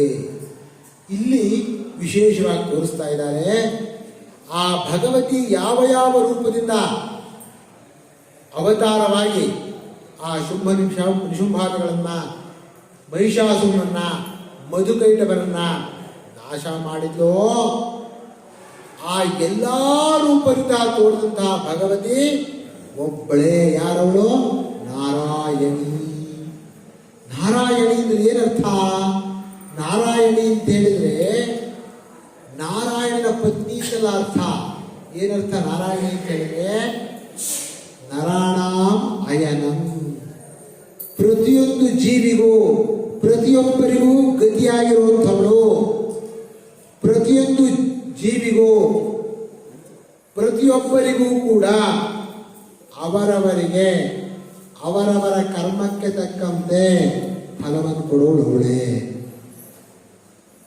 ಹೀಗೆ ಎಲ್ಲ ಜೀವಿಗಳಿಗೂ, ಎಲ್ಲ ಜಂತುಗಳಿಗೂ, ಪ್ರತಿಯೊಬ್ಬರಿಗೂ ಗತಿಯಾಗಿ ಶರಣ್ಯರಾಗಿರುವಂಥವಳು ಇವಳೆ. ಆದ್ದರಿಂದ ಇವರಿಗೆ ನಾರಾಯಣಿ ಅಂತ ಹೆಸರು. ಹೇಗೆ ಭಗವಂತನಿಗೆ ನಾರಾಯಣ ಅಂತ ಹೆಸರು, ಹಾಗೆ ಈ ಭಗವತಿಗೆ ನಾರಾಯಣಿ ಅಂತ ಹೆಸರು. ಯಾಕೆ ಅಂತ ಹೇಳಿದರೆ, ಆ ನಾರಾಯಣನನ್ನು ನಾವು ಕಂಡುಕೊಳ್ಬೇಕಾದ್ರೆ ಈ ನಾರಾಯಣಿಯನ್ನು ನಾವು ಆರಾಧನೆ ಮಾಡಬೇಕು. ಆಗಲೇ ನಮಗೆ ಈ ಸಾತ್ವಿಕ ಶಕ್ತಿ ಬರುವಂಥದ್ದು. ಅದರಿಂದ ನಾವು ಆ ಭಗವಂತನನ್ನ ತನ್ನವನು ತಾನು ಅಂದ್ಕೊಂಡು ತಿಳ್ಕೊಳ್ಳೋಕ್ಕೆ, ಮೋಕ್ಷವನ್ನು ಪಡ್ಕೊಳ್ಳೋಕ್ಕೆ ಸಾಧನವಾಗುವಂಥದ್ದು. ಈ ನಾರಾಯಣಿಯನ್ನು ನಾವು ಆಶ್ರಯ ಮಾಡದೆ ಹೋದರೆ ನಮ್ಮಲ್ಲಿ ಅನೇಕ ವಿಧವಾದಂಥ ದೋಷಗಳು ಬರುತ್ತೆ. ಆ ದೋಷಗಳಿಂದ ನಮಗೆ ಇಡೀ ಪ್ರಪಂಚವೆಲ್ಲ ಮಾಯಾರೂಪವಾಗಿ, ಮೋಹ ರೂಪವಾಗಿ ಎಲ್ಲ ಕಾಣ್ತಾ ಇರುತ್ತೆ. ಒಂದು ಕಡೆ ಮೋಹ ಮಾಡ್ಕೊಳ್ತೀವಿ, ಒಂದು ಕಡೆ ಕೋಪ ಮಾಡ್ಕೊಳ್ತೀವಿ, ಒಂದು ಕಡೆ ಇದೆಲ್ಲ ಮಾಯಾ ಇರುವಂತೀವಿ. ಎಲ್ಲ ಬರೋದು ಯಾವುದರಿಂದ? ಈ ಭಗವತಿಯನ್ನು ಸರಿಯಾಗಿ ಆರಾಧನೆ ಮಾಡೋದ್ರಿಂದ. ಹಾಗಾಗಿ ಯಾಕೆಂದ್ರೆ ಅವಳೇ ಶಕ್ತಿ ಸ್ವರೂಪಿಣಿ, ಎಲ್ಲ ರೀತಿಯಾಗಿ ಶಕ್ತಿಯನ್ನು ಕೊಡುವಂಥವಳು. ಜ್ಞಾನ ಶಕ್ತಿ ಆಗಬೇಕು ಅಥವಾ ಮಾಡುವಂಥ ಕರ್ಮಶಕ್ತಿ ಆಗಿರ್ಬೋದು, ಎಲ್ಲವನ್ನು ಕೊಡೋಳು ಅವಳೆ. ಶಕ್ತಿ ಸ್ವರೂಪಿಣಿಯಾಗಿ ಅವಳು ಅವಳೆ. ನಿಮಗೆ ಸರಿಯಾದಂತಹ ಜ್ಞಾನ ಶಕ್ತಿ ಇದ್ದರೆ ಆ ಜ್ಞಾನ ಶಕ್ತಿಯಿಂದ, ಸಾತ್ವಿಕವಾದ ಜ್ಞಾನ ಶಕ್ತಿಯಿಂದ ನೀವು ಈ ದೋಷಗಳನ್ನೆಲ್ಲ, ಮೋಹ ದೋಷಗಳನ್ನೆಲ್ಲ ಕಳ್ಕೋಬಹುದು. ಇಲ್ಲದೇ ಇದ್ರೆ ಬರೀ ಎಷ್ಟು ಶಾಸ್ತ್ರ ಓದಿದ್ರು, ಎಷ್ಟು ವಿಧವಾದಂತಹ ನಾನು ಬುದ್ಧಿವಂತನಾಗಿದ್ದೀನಿ, ಎಷ್ಟು ವಿಧವಾದಂತಹ ವಿವೇಕ ಪಡ್ಕೊಳ್ತೀನಿ ಅಂತ ಹೋದರೂ ಕೂಡ ಅವನಿಗೆ ಖಂಡಿತವಾಗಿಯೂ ಸರಿಯಾದಂತಹ ಮಾರ್ಗ ದೊರಕೋದಿಲ್ಲ. ಅದಕ್ಕೆ ಬೇಕಾದರೆ ಜಗನ್ಮಾತೆಯಾದಂತಹ ಈ ನಾರಾಯಣಿಯನ್ನೇ, ಎಲ್ಲರ ಗತಿಯಾದಂತಹ ಜಗನ್ಮಾತೆಯನ್ನೇ ಆರಾಧನೆ ಮಾಡಿ ಅವಳ ಮುಖಾಂತರ ಆ ಭಗವಂತನನ್ನು, ನಾರಾಯಣನನ್ನು ನಾವು ಪಡ್ಕೊಳ್ಬೇಕು, ಮೋಕ್ಷವನ್ನು ಪಡ್ಕೊಳ್ಬೇಕು, ಸಂಸಾರವನ್ನು ದಾಟಬೇಕು, ಕಷ್ಟಗಳನ್ನು ಕಳ್ಕೋಬೇಕು ಅನ್ನುವಂಥ ವಿಶೇಷವಾದಂತಹ ಸಂದೇಶವನ್ನು ಈ ಸಪ್ತಶತಿ ಒಂದು ಸ್ತೋತ್ರಗಳಲ್ಲಿ ವಿಶೇಷವಾಗಿ ಹೇಳ್ತಾ ಇದ್ದಾರೆ. ಈ ರೀತಿಯಾಗಿ ಎಲ್ಲ ರೂಪದಲ್ಲಿರುವಂತಹ ನಾರಾಯಣಿಯನ್ನು ಸ್ತೋತ್ರ ಮಾಡ್ತಾ ಆ ದೇವತೆಗಳು ಉತ್ತಮವಾದಂತಹ ಶ್ರೇಯಸ್ಸನ್ನು ಪಡೆದು ನೋಡಿ, ಇಹದಲ್ಲೂ ಪರದಲ್ಲೂ ಮೋಕ್ಷಕ್ಕೂ ಎಲ್ಲದಕ್ಕೂ ಕೂಡ ಸಾಧನವಾಗಿ ಆಗಬೇಕಾದಂತಹ ವಿಶೇಷವಾದಂತಹ ಸಾತ್ವಿಕ ಶಕ್ತಿ ನಮ್ಮಲ್ಲಿ ಬೆಳಗಬೇಕಾದ್ರೆ, ಅದರ ಒಂದು ವಿಶೇಷವಾದಂತಹ ಸಾಧನ ದೊರಕಬೇಕಾದ್ರೆ ನಮಗೆ ಏನಾಗಬೇಕು? ಆ ಭಗವತಿಯ ಅನುಗ್ರಹ ಬೇಕು. ಆ ಜಗನ್ಮಾತೆಯನ್ನು ನಾವು ಆರಾಧನೆ ಮಾಡಬೇಕು. ಆಗ ಮಾತ್ರ ನಾವು ಆ ಸಾತ್ವಿಕ ಶಕ್ತಿಯನ್ನು ಪಡೆದುಬಿಟ್ಟು ಅದರಿಂದ ಆ ನಾರಾಯಣನನ್ನು, ಭಗವಂತನ ಯಾರು ಕೃಷ್ಣ ಅಂತ ನಾವು ಈಗ 7 ದಿವಸಗಳಿಂದ ಭಗವಂತನ ಅವತಾರದ ಕಥೆಯನ್ನು ಕೇಳಿದ್ವೋ ಅವನನ್ನು ತಿಳ್ಕೊಳ್ಳೋಕ್ಕೆ, ಅವನನ್ನು ತನ್ನನ್ನು ನೋಡ್ಕೊಳ್ಳೋಕ್ಕೆ, ಅವನ ಮೇಲೆ ಭಕ್ತಿ ಇಡೋದಕ್ಕೆ ಸಾಧ್ಯವಾಗತ್ತೆ ಅಂತ ಹೇಳುವಂತಹ ವಿಶೇಷವಾದಂತಹ ಸಂದೇಶವನ್ನು ಕೊಡ್ತಾರೆ. ಕೊನೆಯಲ್ಲಿ ಇದೇ ರೀತಿಯಾಗಿ ಈ ಸಪ್ತಶತಿಯಲ್ಲಿ ಕಥೆಯನ್ನು ಮುಗಿಸ್ತಾ ಹೇಳ್ತಾರೆ ಮಾರ್ಕಂಡೇಯರು. ಆ ಋಷಿಗಳು ಅವರಿಗೆ ಹೇಳ್ತಾರೆ, ಯಾರ್ಯಾರಿಗೆ? ಆ ಸುರಥ ಮತ್ತು ಹಾಗೂ ಸಮಾಧಿ, ಸುರಥ ಸಮಾಧಿ ಆ ಇಬ್ಬರೂ ಕೂಡ ಕೊನೆಗೆ ಯಾವುದೇ ಒಂದು ರೀತಿಯಾದಂತಹ ಸಂಶಯವಿಲ್ಲದೆ ಆ ಭಗವತಿಯನ್ನು ಆರಾಧನೆ ಮಾಡ್ತಾರೆ. ಅದಕ್ಕೆ ವಿಶೇಷವಾದಂತಹ ದಿವಸಗಳನ್ನು ಹೇಳ್ತಾರೆ. ಅಷ್ಟಮಿ, ನವಮಿ, ಚತುರ್ದಶಿ, ಅದರ ಶರತ್ಕಾಲದಲ್ಲಿ, ಶರತ್ ಋತುವಿನಲ್ಲಿ ಇತ್ಯಾದಿ ತುಂಬ ಕಾಲಗಳನ್ನು ಹೇಳ್ತಾರೆ. ಆಮೇಲೆ ಇಷ್ಟೇ ಅಲ್ಲ, ಪ್ರತಿಯೊಂದು ಉತ್ಸವದಲ್ಲೂ ಕೂಡ ಭಗವತಿಯ ಒಂದು ಸ್ತೋತ್ರದ ಆರಾಧನೆ, ಭಗವತಿಯ ಒಂದು ಆರಾಧನೆ ನಡೀಬೇಕು ಅಂತ ಅದನ್ನು ಹೇಳ್ತಾರೆ. ಎಲ್ಲ ರೀತಿಯಿಂದ ಹೇಳ್ತಾರೆ. ಆ ರೀತಿಯಾಗಿ ತಮ್ಮ ಒಂದು ವಿಶೇಷವಾದಂತಹ ಒಂದು ಶ್ರದ್ಧೆಯಿಂದ ಅವರಿಬ್ಬರೂ ಕೂಡ ಆರಾಧನೆ ಮಾಡ್ತಾರೆ. ಆ ಸುರಥ ಮುಂದೆ ಏನು ಸಾವರ್ಣಿಕ ಮನುವಾಗಿ ಅವತಾರ ಮಾಡ್ತಾನೆ. ಈಗ ಸದ್ಯ ಅವನ ರಾಜ್ಯವನ್ನು ಪಡ್ಕೊಳ್ತಾನೆ. ಮುಂದೆ ಸಾವರ್ಣಿಕ ಮನುವಾಗಿ ಅವತಾರ ಮಾಡ್ತಾನೆ.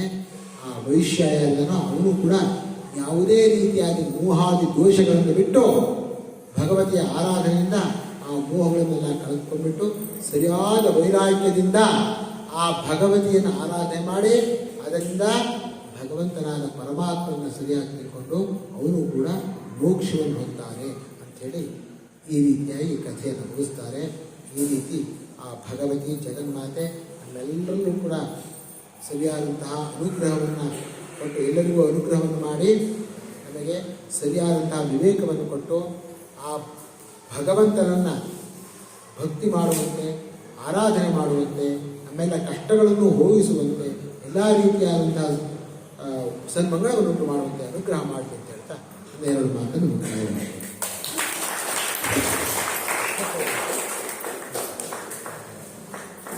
ಒಳ್ಳೆಯದು.